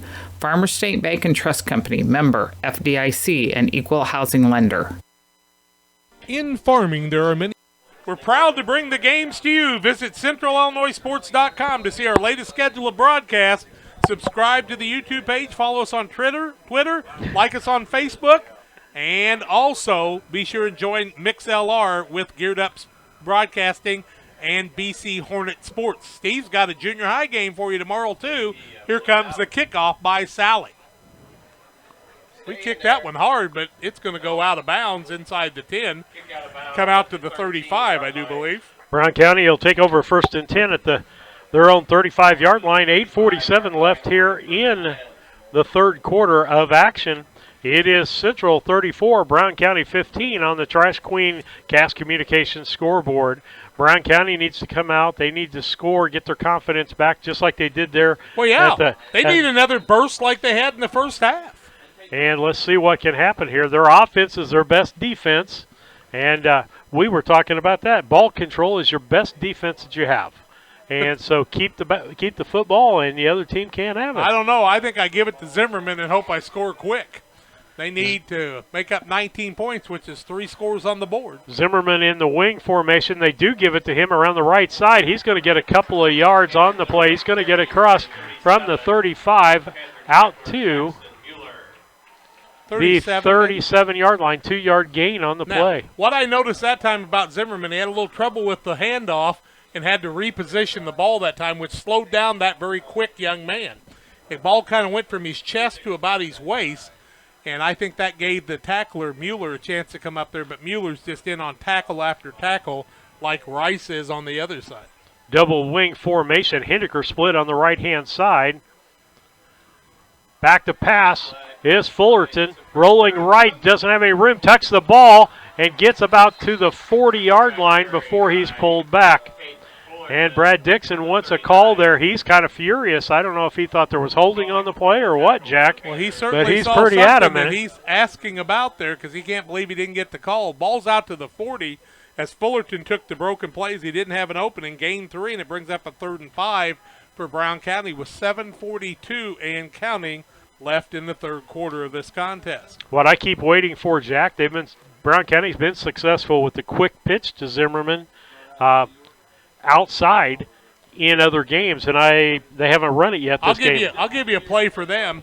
I throw the ball to Hindeker and have him pitch it to Zimmerman on the hook and ladder, and I think he'd be off to the races. I think so, too. Double wing, Fisher in motion. Going to be given to Fisher on the left-hand side. Got some blocking, but he's fighting forward. Yeah. He's going to get 3 yards on that play. Ball's going to get to the Brown County 43-yard line. And let's see, they may mark it at the 44. They do mark it at the 44, so it's going to be 4th down and 1. Brown County's got to go for it here, but what I saw that time is they ran that counter play, and Fisher just kept driving the legs again, and the Panthers have been sure tacklers in every game I've seen, but Brown County has broke that down a little bit more than I've seen anybody against the Panthers since Beardstown a year ago. And next week, we will not bring you a ball game between Routt and Camp Point Central, but Steve will tell you about his next week. Wishbone formation. I look for Fink to get the football here. No, it's given to Fisher. He spins and moves, and let's see if he gets there. They're standing right on the 45-yard line. Let's see. It's going to be a matter of where they put the ball down, Jack. He needed to get past it, and he got a good spot, and it looks like he got the first down. Yep, got the first down. Pretty good spot that time by the official, and it helped him out. After 3 quarters, Minden Unity leads Routt 22-13 in their contest on the Cast Communications scoreboard and the Trash Queen scoreboard. 34-15 here with 6 minutes left in the quarter, and a 1st and 10 for Brown County from the 45. That was Fisher. Another first down for Brown County. Both got teams 1 with yard. A lot of first downs. Single wing formation. Fisher in the wing, given to Zimmerman around the right side. He's getting stacked up by his blocker in the back, but gets free. He's going to get about 6. Maybe 8. We'll see what they end up marking here. He gets across the 50. They're going to mark that ball. He got 8 yards. About the 48-yard line. Yeah, I'm thinking 47, and that's 8 yards on the play. And so second and a long two for Brown County, now in Panther territory. Who does Brown County have next week, Steve? They have Beardstown. It'll be homecoming. Ooh, that's a tough challenge for homecoming. I'll tell you about all the things that'll be happening next week. A wing formation. Handed off to Zimmerman. Right power play right off tackle. He gets the first down. He's going to get 3 yards on that play. 5:12 left on the Cast Communication Trash Queen scoreboard clock. In the third quarter. That's key. 34-15 in the third quarter. And if Brown County moving the ball. If Brown County puts up 8 here, that puts it in an 11-point game going into the fourth, and they may score ahead of that. 5 minutes left in the third quarter. Panthers defense needs to step up, and Brown County's moving the ball. This series started on the 35, and they're already to the 44 of the Panthers. Hindeker split on the right-hand side, but the person you want to look at is Longwood and Zimmerman at the end position on the right. Handed off to, I think that was Zimmerman again, and he's going to get about 3 yards on that play, and so it's going to be 2nd and 7. 2nd and 7 as it gets down to 4:35. Jack, next week, not only will we have the Beardstown game for you on YouTube and on MixLR, but Monday night we'll have the Central and Brown County JV game on YouTube and on the MixLR app. And Friday we're also going to try to bring to you YouTube the homecoming parade. I want to tell you, if you can't make it that JV game on Monday, go to YouTube and go to bchornetsports.com, and you'll be able to watch that game, the JV broadcast. And, Steve, we thank you for doing that. Man in motion is Fisher. Back to throw is Fullerton, looking to the left-hand side, looking downfield, got a man open, throws it behind Hindeker, and a nice job back there by the Central defense. One of the guys back there was Trevor Bonk back there, and he just didn't have enough on that ball, Jack. Nope, but holding is going to be against the squad from Brown County, and that's going to move him back 10. As you saw Remington Bueller go down on the play, and I wonder if that's where the hold was at. It happens on the 48-yard line, so that's going to take it all the way down to the Brown County 42 or 41. Because it was across the half line. Now it's going back in Brown County territory. So it's going to be a 2nd down. About 25. Yeah. 2nd and 25. Yep. Hindeker split on the right side. Fisher, the lone wing back. Fullerton under center. Quick pitch out to Zimmerman on the right side. He's not going to get anything. I thought Zimmerman was coming this way, and he changed directions, and the Panther defense closed in on the right side. Mueller in there, Bonk, no gain on the play, so Alex it'll be Mason 3rd down. Tackle. 3rd down, 3:36 left here in the 3rd quarter. It's back on the 40 now, so that's going to make it a 3rd and about 27, I think. Got to get to the 44-yard line, so that's 6 and 10. That's 16, right? No, you 16, got 26. Yeah, I forgot the other 10 there. Don't forget about that chain stretched out the other way now. Yeah. I'll tell you, a quick kick wouldn't be bad here if you could get a better field position, too. Double wing, Zimmerman in motion. Ball handed to Fisher around the left side. They missed him in the backfield. He's going to fall forward for about a 2-yard gain, and so it's going to be 4th down. About 24. 4th down and about 21, 22 yards. Yeah, Bowler in on the tackle, and you would think Brown County would think about punting here even though they're down 34-15 because you don't want to give the Panthers this good a field position, but we'll see what Brown County decides to do. Hindeker in the ball game. He's going to kick the ball. At least he's lined up to do it, but you know, as talented as he is, he could throw a pass too. Nobody back for Central. Ball hiked back to Hindeker. He's looking at his options. He kicks the ball to the right-hand side. Nobody's going to catch this. Bounces at the 30 or 29, and it's going to be dead at the 27. Central will take over 1st and 10 from their own 27-yard line. I can also tell you Cecil Hunt ran a 33-yard touchdown run. Unity Payson leads route 28-13 with 11:51 left in the 4th quarter on the scoreboard. And it's going to be Panthers ball. 2:16 left in the quarter, and Camp Point Central will try to add to that score. At halftime of this contest, it was 28-15, now 34-15. The Panthers on the offensive attack. Obert's done a solid job at quarterback filling in. They give the ball to Mueller across the middle, and he busted up the middle, breaks the 30-yard line out to the 31. So he will get it all the way out to the 31-yard line, give him a gain of 4 on the play, and it brings up a 2nd and 6. There's a lot of hitting going on in the defensive backfield that time, a little late on both sides. This has been a very active and hard-hitting ball game, you Jack. Bet. And that's why the fumbles have come. That's why the interception had come. Both teams have played their hearts out. Obert under center, double wing formation from the 31. Man is Rossmiller in motion. Now he'll return to his spot. And we'll be down to 6 on the play clock. Now they'll give the ball to Rossmiller across the left side, and he's going to be stacked up for very little gain. He gets the ball to the 34-yard line, give him a gain of 3 on the play, and it'll bring up a 3rd and 3. Rossmiller, with that head of steam, gains yardage when he looks like he's not going to get any. Big down here for Brown County. They need to force 4th down into Central. Since the ball is on the Central side of the football Great field. to see a big crowd at a high school football game, I'm telling you, for both sides here. This is fantastic.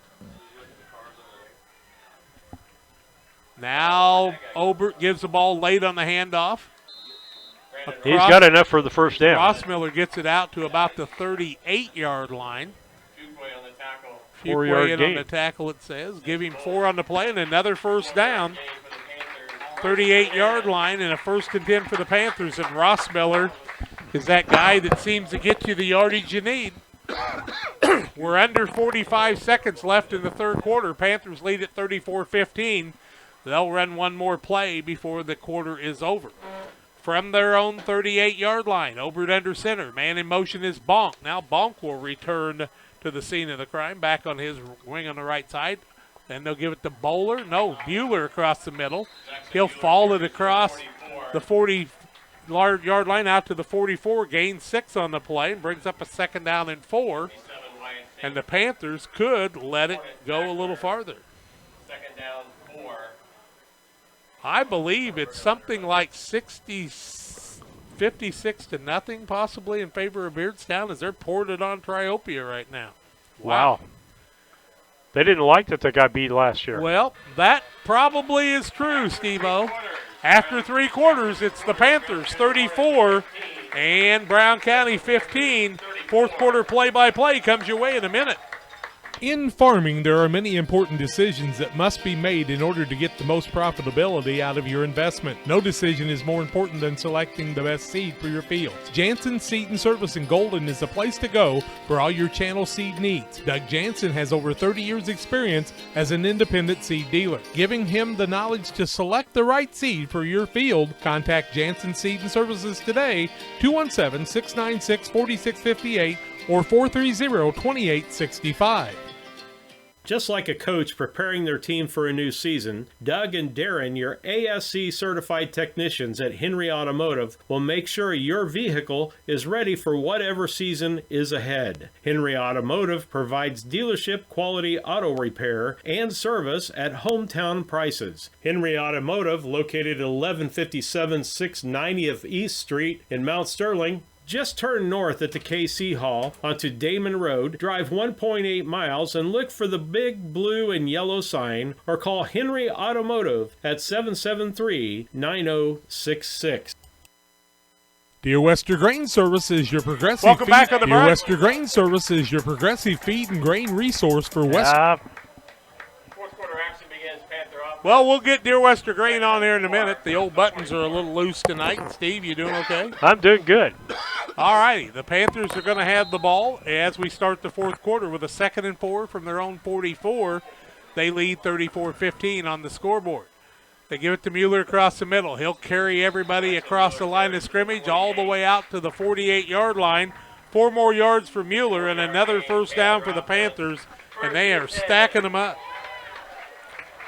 Cardinals leading 4-0 with a runner at first and 1 out in the bottom of the 5th inning. A lot of ball game there. The Cubs won 17-6 or something in that play. Now there's 2 outs for the Cardinals. I've got Camp Point is 15 first downs so far. Wow, and I mean all 3 of the running backs got some pretty good yardage. 11:40 in county, 34-15. Panthers with the lead. They start a man in motion. Now Bowler's got it, trying to get a tackle. A little holding going on. Yep, they get a block outside, and he's going to be knocked out of bounds. I don't know. I think they had their hands out. I don't know if it was holding or not, but all the way out to the 39-yard line. And Bowler's going to pick up 11 on the play and another first down, the 16th for the Panthers. Puts him at 121 yards for the night. Bowler? Yes. That's his biggest gain probably of his career. And that's on 9 carries, too. Wow. Bowler goes over 100 yards on the night, 127 right now. 11:33 left in the ball game as he was knocked out of bounds. Whoops. And now, that's something you don't want to do. Well, they've been shooting the linebackers, and they've been lucky. They've timed it right most of the times. Well, my problem with shooting a linebacker in that situation, if you injure the other team's quarterback in that, it becomes cheaper than you want it to be. And you've got to have your timing down where you just don't guess, because you start guessing, they're going to run outside and score touchdowns if your middle linebacker's doing that. That's not a good defensive play at all. Don't want to do that. 42-6, Beardstown leads the Trojans as we got an update there. You know, when a game is whatever it is, you want to keep playing the game properly all the way through. 6-man front for Brown County with 3 linebackers, and now they'll start Rossmiller. They'll give the ball across the middle to Mueller. And big block. Rice gets a big tackle on the play after he shoots. And now he's showing them the ball, and he wants to celebrate, but you got to keep playing every play. He's just a junior, and so he's feeling his oats a little bit, and he's a good football player. Well, if you look at a lot of the people on that Brown County roster, I mean, it's just not a roster for this year. It's a roster for next year also. Well, I mean, you played all these young guys last year, as did Greenfield Northwestern. But you got to, you got Beardstown coming up next week. So, I mean, you want to get some momentum going because that's probably the toughest team in the conference. So who was the ball carrier at that time? Bowler? That was Bowler. How many yards? Ross Miller is going to set back up again. He got 7 on the play, or 6 on the play. 6.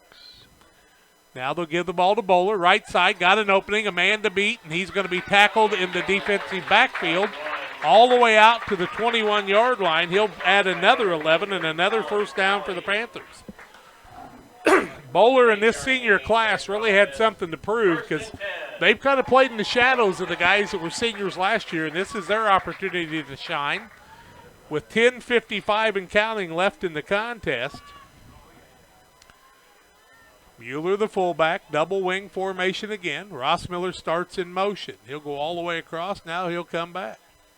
I never know when they know they're going to do that or not because it's not always just a fake. But he's really getting the momentum going in that situation. Now they'll run the fullback handoff across the middle, and the center gets beat by the defensive man, and a good tackle across the middle by Brown County. That is Holton Burnett and Lars Rice on that tackle. Burnett was the man that was initially made the tackle that time. Second down and 9, give a gain of a yard on the play by Mueller. Mueller's had some tough yards tonight as he's been hit hard across the middle. How many yards for him now, Randy? Mueller's got 74 yards on 20 carries. And then Ross Miller? Ross Miller has 107 yards on 12 carries. 2 guys over 100 and another guy close to 80. That's a lot of offensive running, and they haven't had to pass much, but two touchdown passes, I guess, on the night. They pitched the ball outside, and I'm not sure that the man that got it thought he was going to get it. Mueller has pitched it out, and I think Mueller was kind of surprised on the pitch. I think you're right, Jack. And Trevin Volk out there. Trevor out there on an end position makes a tackle. 21-yard line, so they'll lose a yard, and that should make a 3rd and 10. Trevin Volk, a sophomore, and also I'm seeing Mason Henry in there, a sophomore. So some getting new guys? some clean uniforms out there. Yeah. Getting some playing time while they're arresting some people. Well, they've had a lot of guys that had to play both ways, and some of them get tired. If you're a big man, it's nice out tonight, but still humid. Actually, Volk playing inside. That's actually Trevin playing a nose guard position. And he gets past the center, but he can't make the tackle in the backfield. What a job by Bowlers. He gets it inside the 10 on the counter play again, and that counter play's been open a lot. And he lost his helmet. 9-yard line. Tighten that chin strap up. Give him 12 unless somebody's popping it off there. Yeah, you want to tighten her up because you want to stay on the field. Goal to goal from the 9. So he'll gain 12 more yards on that play, Randy, and another first down. 153 yards. Wow. Clayton's having a night. Had to play a little quarterback last week. He likes being back in that left wing position, I guess. 1st and goal from the 9. Panthers start Ross Miller in motion. Now he'll return to the scene of the crime again. Bonk was the guy outside, but to give the ball to Mueller, and he takes a beating as he falls inside to about the 7. Give him 2 yards in the play and brings up a 2nd and goal to goal from the 7. Final at Concord Triopia. Beardstown wins 50-6 over Triopia. 50-6. And Minden Unity up 34-13 over Route with 7:14 left in the contest on the Cascom Tri-Queen scoreboard. 8 minutes left in this one. Second down, goal to goal from the 7. Offset I. Ross Miller starts in motion. He'll reset. Now they're in the wishbone. Obert under center. They pitch the ball on the right side. That is Bowler falling forward. I believe touchdown, Jack. Was that 7-yard touchdown? Ross Miller with the touchdown, they say. Ross Miller in from 7 yards out. So 7-yard run by Ross Miller, and he picks up another touchdown, his second of the ball game. Makes it a 40-15 contest. Here in the fourth quarter with 7:48 left, and Ross Miller and Bowler both making big yardage off tackle and then running outside and making even more. 7-yard run, 40-15. And they'll go for the 2-point conversion. The pass across the side, it's good for the extra point. That's to Ross Miller from Obert. Obert finds his man in Ross Miller. Timeout on the field, 42-15 in favor of the Panthers over the Hornets. We're back in a minute. Dear Western Grain Service is your progressive feed and grain resource for Western Illinois. They offer a full range of feed products for all species and many grain merchandising opportunities with locations in Golden, Paloma, Mount Sterling, Clayton, La Prairie, Liberty, Industry, Carthage, and Blandonsville. For more information, call Dear Western Grain Services 696-4461. That's 696-4461 or on the web at dearwesterngrain.com. Farmers State Bank of Camp Point, a branch of United Community Bank, wants to be your bank. Their friendly and helpful staff enjoys working with customers to give them the best banking experience possible. They're a full-service bank offering savings, checking, CDs, IRAs, and now offering mobile banking where you can bank from your smartphone. They can handle all your borrowing needs, whether it's home, auto, commercial, or agricultural loans. Contact Farmers State Bank at 217-593-7756. We want to be your bank. Member FDIC. York Tire understands that. Well, the Panthers that time actually started, let's see, on their own 25. So they went 75 yards in 2, 4, 6, 8, 10, 12, 14 plays. And they used it into the fourth quarter, and with 7:48 left, that carried into the fourth quarter. So they had the ball for about 5.5 minutes, I do believe. Makes it 42-15. Mason Buss and Fuquay, the up men, back men, Hendricker and Zimmerman as they get ready to make the kick. Ross Miller's got a lot of points already this season. He's got to be one of the leaders in scoring in the state right now. Ball kicked deep, and Zimmerman's going to get his hands on it. He's at the 15, the 20, 25, out to the 30, and he's going to get out to the 31 or the 32. We'll see how they mark this. We're going to update you on a Sangamo Conference game. It's 27-17 with 10:07 left in the game. Williamsville leading Auburn in a battle with some of the leaders. 42-8 in favor of Moreau over Pittsfield with 1:14 left in the fourth quarter. Ball marked at the 32-yard line. Brown County takes over on their own 32, 1st and 10, 7:42 left here in the fourth quarter. Central leading 42-15 on the Trash Queen Gas Communication scoreboard. Double wing formation, Zimmerman in motion. Back to pass is Fullerton, rolling right, throwing right, and overthrows his man out of bounds. That intended receiver would have been Fisher on that, as he was well covered on the sidelines over on that side by, let's see, Bowler over there. You know, Steve, as I look up, there's 2 receivers and about 7 defensive guys back there. And if they would run a guy in the flats on the left side here, they'd have nobody on him because everybody flooded to the other side to Fisher. Well, the other thing they haven't run tonight is they have put Hendricker in that halfback position, and they send him on a fly. And usually before the linebacker can figure out what's going on, he's past everybody.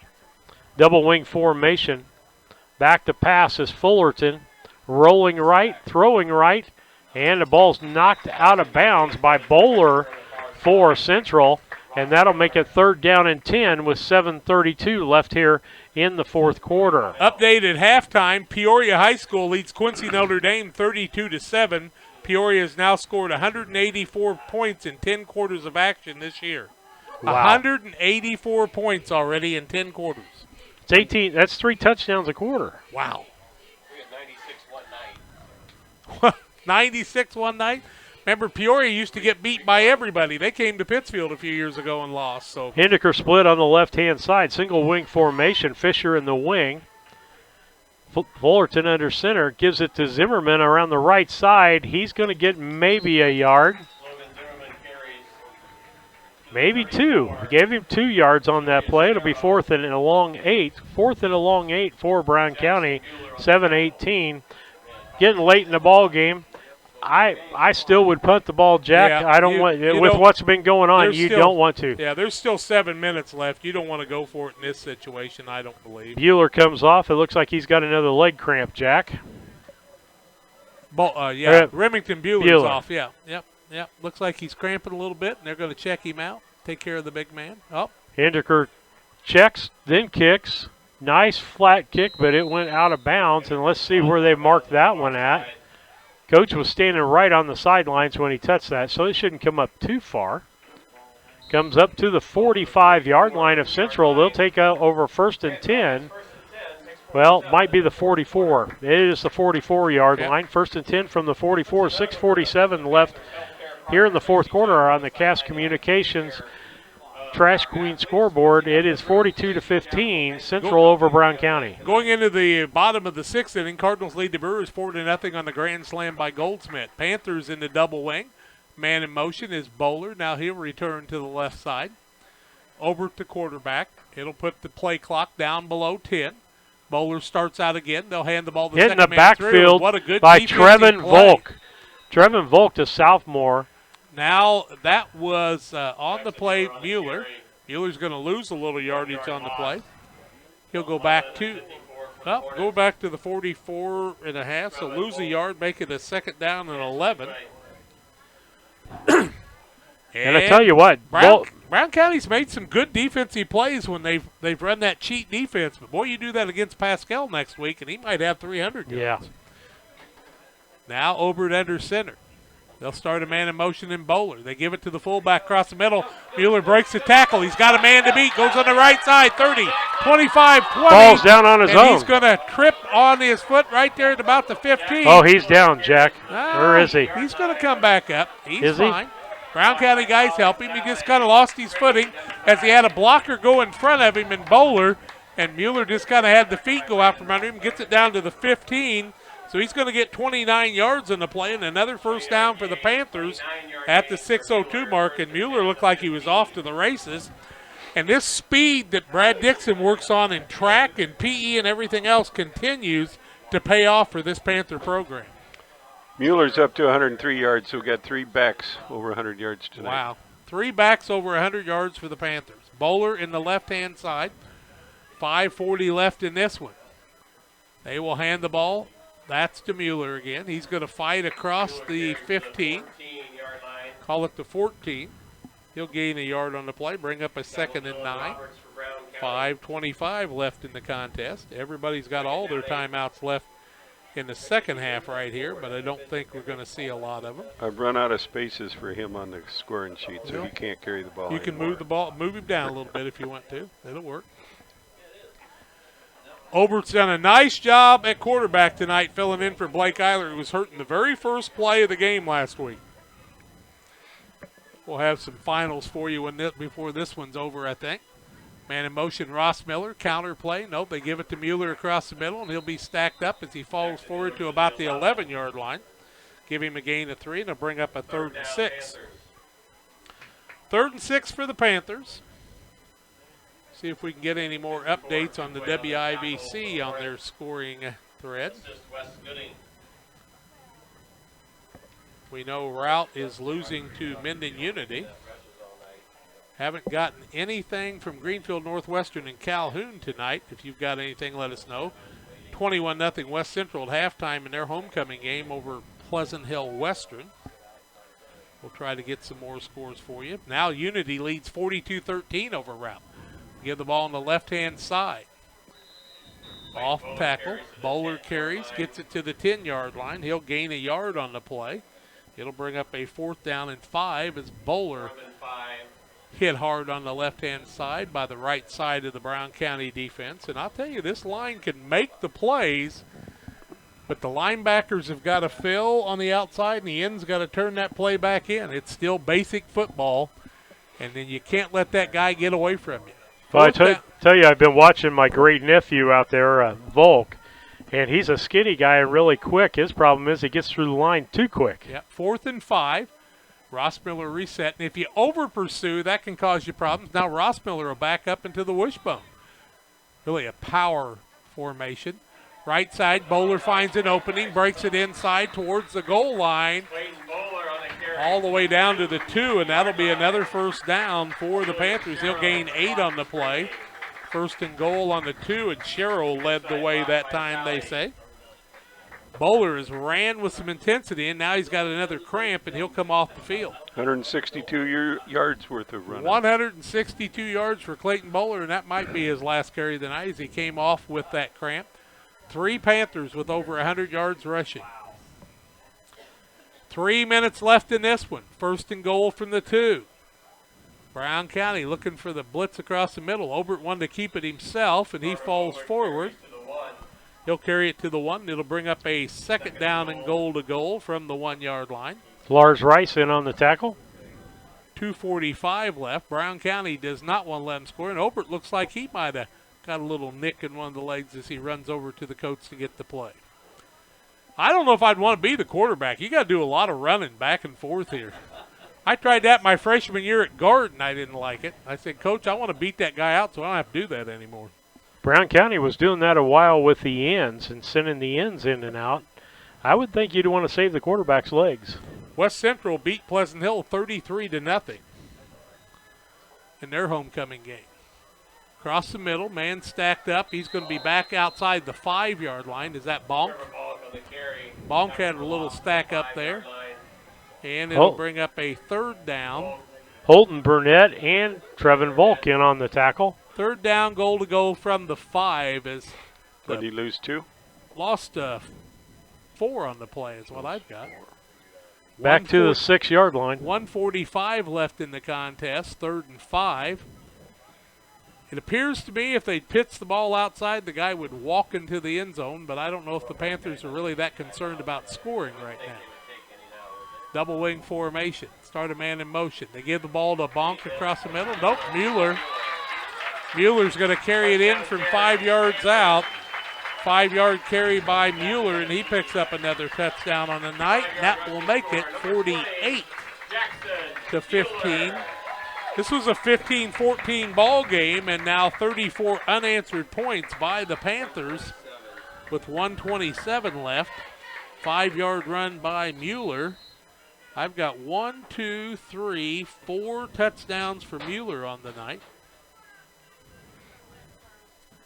And the 2-point conversion coming your way in just a minute. Nope, they're going to kick it.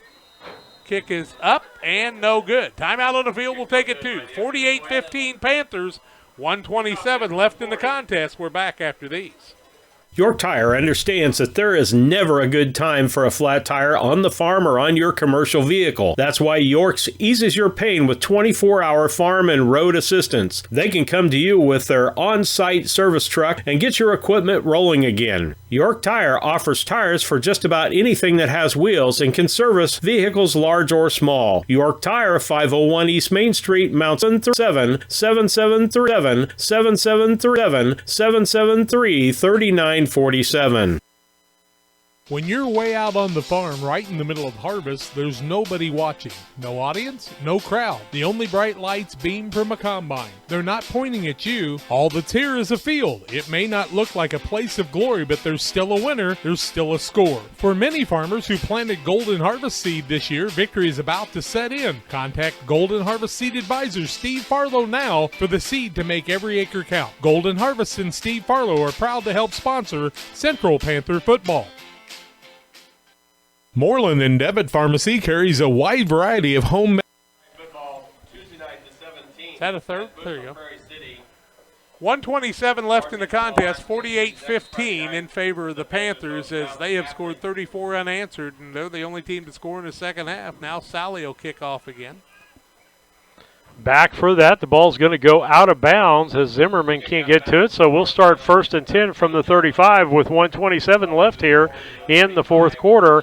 48-15, Central over Brown County, and as Jack said, our sponsor, or I'm trying to think of your sponsor, Trash Queen, and Cass Communications. It was 15-14 at one time in this ball game, and as Jack said, basically 34 points unanswered by Central. It's like Central must have got their tails handed, and their coach said, "You better wake up out there because this team came to play." And we've got a timeout on the field. Let's take a break. 127 left, 48-15 Panthers over the Hornets. Back after these. Moreland and Devitt Pharmacy carries a wide variety of home medical and durable medical equipment in their normal inventory. If you need something not in inventory, Moreland and Devitt has equipment available in their catalog that can be delivered to the store by the next day with no special fees or shipping charges. Moreland and Devitt Pharmacies, family owned with local employees with locations in Rushville, Virginia, Beardstown, and the Mount Sterling location located inside IGA. For refills, visit mndpharmacy.com or call 217-773-2020. The team at Pike County Real Estate specializes in residential homes, commercial properties, tillable, and hunting land in west central Illinois and northeastern Missouri. We treat our clients with the utmost respect and do our very best to connect buyers and sellers together to best suit the needs of our customers. See our current properties at www.pikecorealestate.com or call us at 217-285-5800 for Pike County Real Estate. Helena Agra of Camp Point. Welcome back with 127 left in the ball game. 48-15. Brown County now on the offensive attack.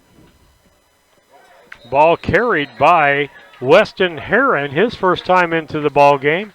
We're also seeing several other Mason Henry out in the ball game. A lot of clean jerseys out there. We'll try to give some of those kids some 2 yards on the carry.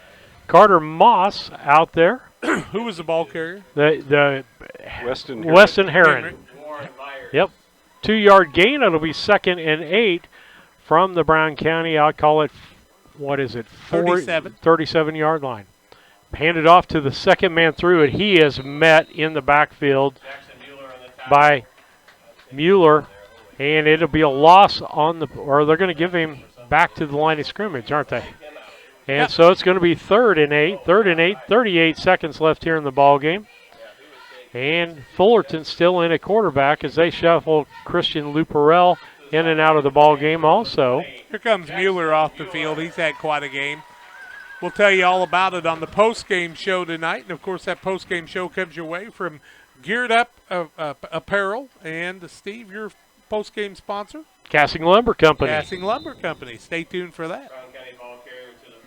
And he's going to gain about, call it 6 yards. Who was that ball carrier? The ball carrier would be Weston Heron again. Cardinals now lead 5-0 in the ball game. That's going to be the end of the ball game, Jack. Well, that's going to do it. A 48-15 win for the Panthers as they woke up after Brown County took the lead 15-14, and they win it 48-15. They'll move to 3-0. The Hornets drop to 1-2 with a tough Beardstown team next week. Stay tuned for the post-game show. Cassing Lumber and Geared Up Apparel is our sponsor. Final score 48-15. We're back in 2 minutes. Helena Agra of Camp Point, Illinois is a proud sponsor of the broadcast of Camp Point Central football. For all your seed, fertilizer, and ag chemical needs, the experts at Helena Agra, Brian Obert, Dustin Roskamp, are the guys to call. Let them show you the best seed, fertilizer, and ag chemicals to make your farming operation a success. Call 217-593-7761. That's 217-593-7761 for Helena Agra. Helena Agra says, Go Panthers! Press Yours on You in Camp Point is celebrating over 14 years as your source for school spirit wear. They can personalize school jackets, hoodies, t-shirts, hats, banners, pennants, duffel bags, flags, and more. They have many items available at all home football games, plus can customize any idea you have. Visit their online store at www.pressyoursonyou.com or check them out on Facebook. Press Yours on You, 506 West Wood on Highway 24 in Camp Point. Call 593-6031 today. The Comfort Man at Scranton Heating and Cooling has been providing superior comfort to West Central Illinois since 1985. Installing Trane and Mitsubishi comfort systems and servicing all brands, the Comfort Man has the best equipment and technicians to keep your family comfortable year-round. Call the Comfort Man Scranton Heating and Cooling at 217-773-2626. That's the Comfort Man at 217-773-2626. Or visit them on the web at comfortman.com. The Ray Insurance Agency is an independent insurance agency in Mount Sterling. We offer competitively priced insurance products that fit the needs of you and your family. We specialize in personal, commercial, and agribusiness insurance products. So call me, Brad Cassing, today at 217-773-3851 for a free quote and risk assessment. We are located at 128 West Main Street in Mount Sterling. Our phone number is 217-773-3851. Few things compare to Camp Point Central's fans' dedication to the Panthers. The same can be said about Channel and the farmers they serve. You see, unlike other seed companies, they don't have salesmen. With Channel, you get the advantage of a dedicated Channel seedsman, a trusted year-round advisor who can provide the right recommendations for your fields. It's their hands-on approach that truly sets them apart. Customized service, expert advice, elite seed management products. Find your Channel seedsman at channel.com or contact local district sales manager Matt Hughes at 217-242-8852. The Brown County State Bank is proud to support all the Brown County Hornets athletic programs. In fact, we're the only bank offering the Hornet debit card. Every time the card is used at a point of sale, a portion of the proceeds are contributed to the Brown County School. It's our part of our commitment to making them the best they can be. Contact the Brown County State Bank today to get your Hornet debit card at 773-3327. Brown County State Bank, member FDIC and equal housing lender. Time to be thinking about tax planning. You can count on Illinois FBFM for accounting, consulting, and tax preparation for farmers and businesses in Pike, Brown, and Adams County. Phone 217-593-7233, 593-7233. Illinois FBFM can take care of your farm accounting needs. Get your accounts in order for this tax season. Contact Bob Ray, Jesse Shootman, and new to their staff, Triope and Kansas State grad Emily Carls. Illinois FBFM in Camp Point, working for you. When it comes to handling your taxes, ever feel a bit taxed? If so, why not give yourself some well-deserved tax relief and visit Larry Dunn Accounting. Larry and his staff have been helping clients with tax return preparation, bookkeeping, payroll, sales tax, and business consultation since 1980. Put their experience to work for you today. After almost 5 decades in business, their number one priority remains building long-term relationships. Larry Dunn Accounting, 443 East Main Street in Mount Sterling, or call 217-773-3400. The Hendricker Funeral Home, located at 406 South Capitol Avenue in Mount Sterling, serving Brown County and the surrounding area for over 40 years. The Hendricker Funeral Home is a proud supporter of Brown County athletics. Jamie and Tracy Hendricker and their staff are proud of their attention to detail, the variety of choices and dignity given to each and every family they serve in their time of need. For more information, visit them on the web at hendrickerfuneralhome.com or give them a call at 773-3362. Once again, that's 773-3362. This is Brandon Kindhart with Double K Firearms. This is Brandon Kindhart with Double. Ah, come on. Welcome to the post-game show. Final in the ball game. The Camp Point Central Panthers defeat the Brown County Hornets 48-15. You have reached the Geared Up Custom Apparel and Awards post-game show.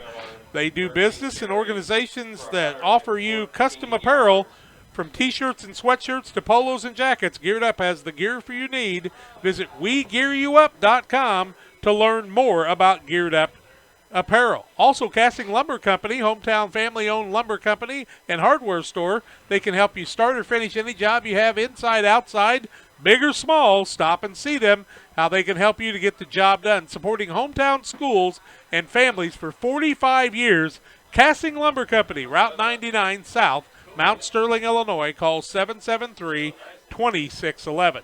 Well, the scoring in the ball game went like this in the first quarter. 5:34 left first quarter. 3-yard run by Mueller. Bowler with the 3-yard run for the point after. It was 8-0 Camp Point Central. Rossmiller would go 36 yards at 1:02 of the first quarter. The point after no good, and it was 14-0 in favor of Camp Point Central. Looked like they were going to have it their way, but then Zimmerman from Brown County with 43.6 seconds left in the first quarter went 78 yards on the run. Zimmerman on the catch after, and it was 14-8 in favor of the Panthers over Brown County. Brown County would get the pooch kick recovery, and 5 yards out goes Zimmerman. The kick after was good, and Brown County led 15-14 with 6:50 left in the second quarter. Then it was the Panthers after that with 4:06 left in the half. Mueller on a 2-yard run for the touchdown. The point after no good. It was Panthers 20-15. Then with 31 seconds left in the half, a 29-yard run by Clayton Bowler would end the half with Mueller running the points after, and the halftime score was 28-15. In the third quarter with 8:47 left, a 13-yard pass from Obert to Rossmiller. The point after no good. It was 34-15 Panthers. Rossmiller would go 7 yards at the 7:48 mark of the fourth quarter. Obert on the pass to Rossmiller made it 42-15, and the final score was a 5-yard run by Mueller, his fourth touchdown of the ball game. Final score 48-15. Randy's got more. The Cardinals are up 10-0 in the sixth inning of their ball game, trying to catch the Cubs. Who are they playing, Milwaukee? And they're playing Milwaukee. Okay. So here's Randy with some At least stats. They're not beating up on the Cubs tonight. Not yet. All right, let's start off with Brown County. They ended up with 192 yards rushing for the game. Their big gun was Cameron Zimmerman at 131 yards. We had Tate Fullerton, the quarterback, at 7 yards on 2 carries. And that was 18 carries for Mr. Zimmerman. Seth Fisher had 31 yards on 9 carries. Nathan Hendrick had 1 carry for minus 1 yard. Hendrick Kerr. Let's get Hendrick Kerr. Because that's Kathy's maiden name. We don't want to mess that up. Oh, no, we don't. And Weston Heron had 2 carries for 7 yards. Kristen Laparelle, is that right? Luparelle had 1 carry for 0 yards. Mr. Fink, I never did get his first name. What's his first Wyatt. name? All right, Wyatt Fink had 5 carries for 17 yards. Mr. Fullerton had 6 pass attempts with 1 completion to Logan Zimmerman for 5 yards. On the Camp Point Central side, they ended up with 386 yards rushing. Three of their backs who ended up over 100 yards. We had Clayton Bueller, 162 yards on 14 carries. We're talking about Clayton Bowler. Clayton Bowler. With Mueller and Bowler. It is confusing. Oh, yes, and Jackson Mueller. I'm sorry. Let's see. Clayton Bowler had 162 yards on 14 carries. Jackson Mueller had 112 yards on, 27 carries. Brandon Rossmiller had 114 yards on 13 carries.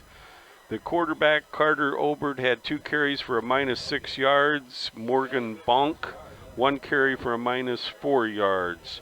There was, Carter Obert attempted 3 passes, completed 2 of them, both of them to Mr. Rossmiller in the first half for 35 yards. And there was numerous penalties. Let's just leave it at that. Yep, both teams had some key penalties, and Brown County early in the ball game, Steve, saw those 5-yard penalties really hurt their first series, and then they tried something a little different in the beginning of the game. When they went back to the basics, they took a 15-14 lead. Then the Panthers just kind of closed things up. Brown County had a lot of good tackles on the night. I was very impressed with their defensive line and linebacker play. But a lot of good things from the Panthers tonight. 3 guys over 100 yards. Unity Payson beats Route 42-13 and forced 7 turnovers on the night against Route. We also know that Brown County will be playing Beardstown next week. Camp Point Central will have Route here next week. I will not have that broadcast for you on Geared Up Broadcasting, but Steve's got a couple other broadcasts he wants to tell you about. Pittsfield lost to Maroa tonight. Beardstown with a big win over Triopia. And, of course, you can go to ihsa.org score zone to hear more of those scores. Tell you what, Jack, we'll come back after this 2-minute break. I'll tell them what's going on next week, and what we've got going on with BCHornetsports.com. We'll be back after these messages. This is Brandon Kindhart with Double K Firearms. Have you ever been in a big box store and saw something you just couldn't live without, only to find out the employee has no idea what he's selling? You know, the same guy that was behind the deli counter the day before. At Double K Firearms, we treat you like family and want you to enjoy your experience while you're here. We buy, sell, and trade new and used firearms and much, much more. We offer an amazing selection and extremely competitive price. We would love to get you set up with whatever it is you're looking for, whether it's for hunting, recreation, or just adding to your collection. That's Double K Firearms, 212 East Main Street, Mount Sterling, or call 217-430-7523. And remember, always support local, and the best time to buy it's when you see it. Williams Auto Sales, 439 North 3rd in Quincy is your headquarters for quality used vehicles. Shop their 439 North 3rd location Monday through Friday from 9 to 5 and Saturdays 9 to 2. Check out their inventory of WilliamsAutoSalesQuincy.com or call Tony the Truck Guy at 217-223-3325. Williams Auto Sales, 439 North 3rd in Quincy, wishing the Panthers the best of luck this year. Give them a call at 217-223-3325. Williams Auto Sales.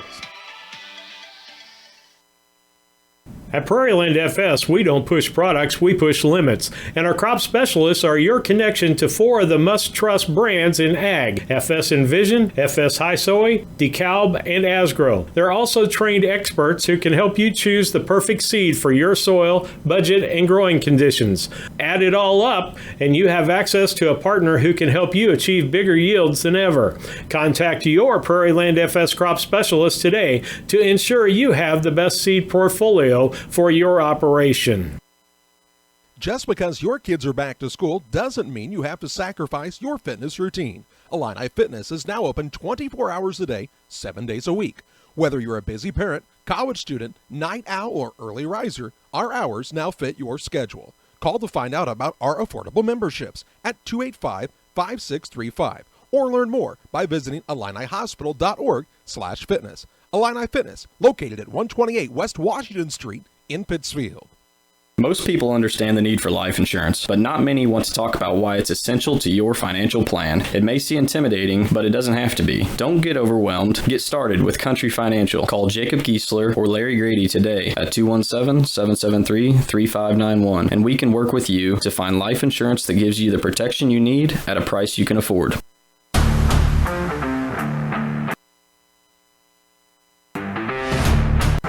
Steve Surratt, Jack Holt back with you. Sorry.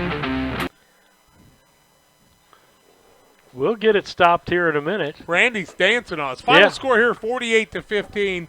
Couple more scores before Steve tells you about his things. Aledo Mercer County beat Stark County 22-0. Effingham over Jerseyville 34-28 tonight.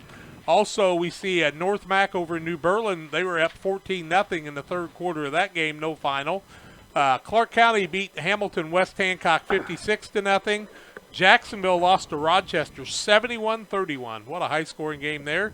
Quincy High School over East Moline 55-21. I know that Quincy Notre Dame was losing to Peoria High School. Sterling Newman Catholic over Kewanee 27-26 in some of the games in western Illinois. Just a few more here while we get going. Argenta beat Sangamon Valley 47-14. Williamsville 34-17 over Auburn late in the fourth quarter of that contest. Chatham-Glenwood 49-20 over Springfield. Pittsfield was defeated by Monroe Forsyth 42-8. It was Farmington 40-6 over Rushville Industry in that contest too. But Steve, you've got a lot of great broadcasts coming the way of your listeners and followers on YouTube too, here on Central Illinois Sports on BCHornetsports.com. And we at Geared Up Broadcasting would like to take the time to thank you for allowing us to work together tonight here in the booth. And Brown County showed some really good things, but the Panthers tonight really came out fired up after they fell behind. They did, Jack, and a lot of people had a better record in mind for Brown County when the season started. But I looked at, talking with you, Carrollton and Greenfield. Those are always two out of the South that are really tough. But in conference, you can't overlook Central. I don't care if anybody says it's a rebuilding year. A rebuilding year for Central is not a rebuilding year for everybody else. So Central, Beardstown, Greenfield, and Carrollton are the keys for Brown County. If they lose more than that, they'll end up less than 5-4. And that would not be an improvement, much of an improvement over last year's squad. Right now they're 1-2. They're going to play Beardstown, and they won't be favored in that game. But they're going to be favored against Route. They're going to be favored against Triopia. That'll be a tough game, but they'll be favored against them. And so, who else am I forgetting in the group? They'll play North Green on the end of the year, and West Central. North Green will be a tough game. West Central will be a tough game. They may have one of the toughest non-conference schedules with Carrollton, North Green, West Central, and first game was Pleasant Hill Western. But 5-4, and this Brown County squad, by the end of the year, they'll all be juniors and sophomores, and you might not want to play them in the playoffs. So don't give up on this Brown County squad. They've got a lot of talent. Central rolling right now, but they've got Route next week. They'll be highly favored. Then Triopia and Beardstown will be very tough opponents for them. And I think the big thing for them, they took the adversity of losing their quarterback, and Carter Obert came in and did a fantastic job for them. And Brad Dixon does a great job of that. He loses a piece, and he just molds another piece and molds the plan around that piece and makes it work. And that's one of the things that I really like about that. And, Randy, you saw it. A lot of people were talking about Ross Miller. We had a great game tonight, but Mueller and Bowler both proved that they could do some things too. Yes, they did. They really took it out there to the Hornets tonight, but it just shows you they get shut down on one gun, they reload on two other guns tonight. So and Randy, good game. You know this. If you line them all up and put 12 on the clock first quarter again, the game might be 34-28 the other way. Yep. So very well you never know because it's high school football. That's exactly right. That's right. Anything can happen. Coming up this week on BC Hornet Sports, tomorrow at 11:30 will be pregame for the junior high baseball game at the Colchester championship game in that tournament, Brown County and Carthage. On Monday, we'll have not only audio for you on MixLR, but we'll have video for you on YouTube. It'll be Central versus Brown County at Brown County. Then Friday of next week, we will have the homecoming parade. That'll be on video for you, so you can see that happening and all the things going on there. Friday night, we'll have Brown County and Beardstown. It'll be YouTube and on the MixLR app on Friday because we're at home. We have high-speed internet.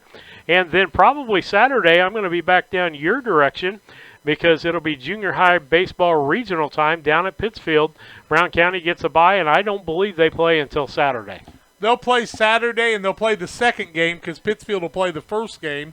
And they'll play the winner of Camp Point Central and Virginia. Both have good teams. And then Pittsfield will play the winner of Minden Unity and Bluffs West Central. And so that all happens. Tomorrow at 10 o'clock, AC Central Porta comes over and plays the Pikeland Braves, who between their A and B team have won 24 games and lost 4, 2 in the A and 2 in the B. And they'll be in an A and a B game there tomorrow. But thank you for all the broadcast you're doing for so many different things. And the video, the guys had the video tonight of the Pittsfield Sockeye game. And that's coming. And one of these days, Randy and I are both going to get those GoPros on our bald little heads, and we're going to bring you video from all the Camp Point Central games, I'm so excited about that, Jack. John said I'll be moving my head so much people will throw up. But I hope that's not true. 48-15 the final here for Randy Blake and for Steve Surratt for Geared Up Broadcasting on MixLR and for BCHornetSports.com on MixLR. We thank you very much. We are so appreciative of all of our sponsors. Without them, we couldn't be here. Don't just thank them. Spend your money with them, folks. They do a great job. And we leave you with this. Hug your kids and tell them you love them and let them know the Lord Jesus Christ, their Savior, loves them more than that. Final from Camp Point Central. The Panthers win 48-15 over the Hornets. This has been a Central Illinois Sports presentation.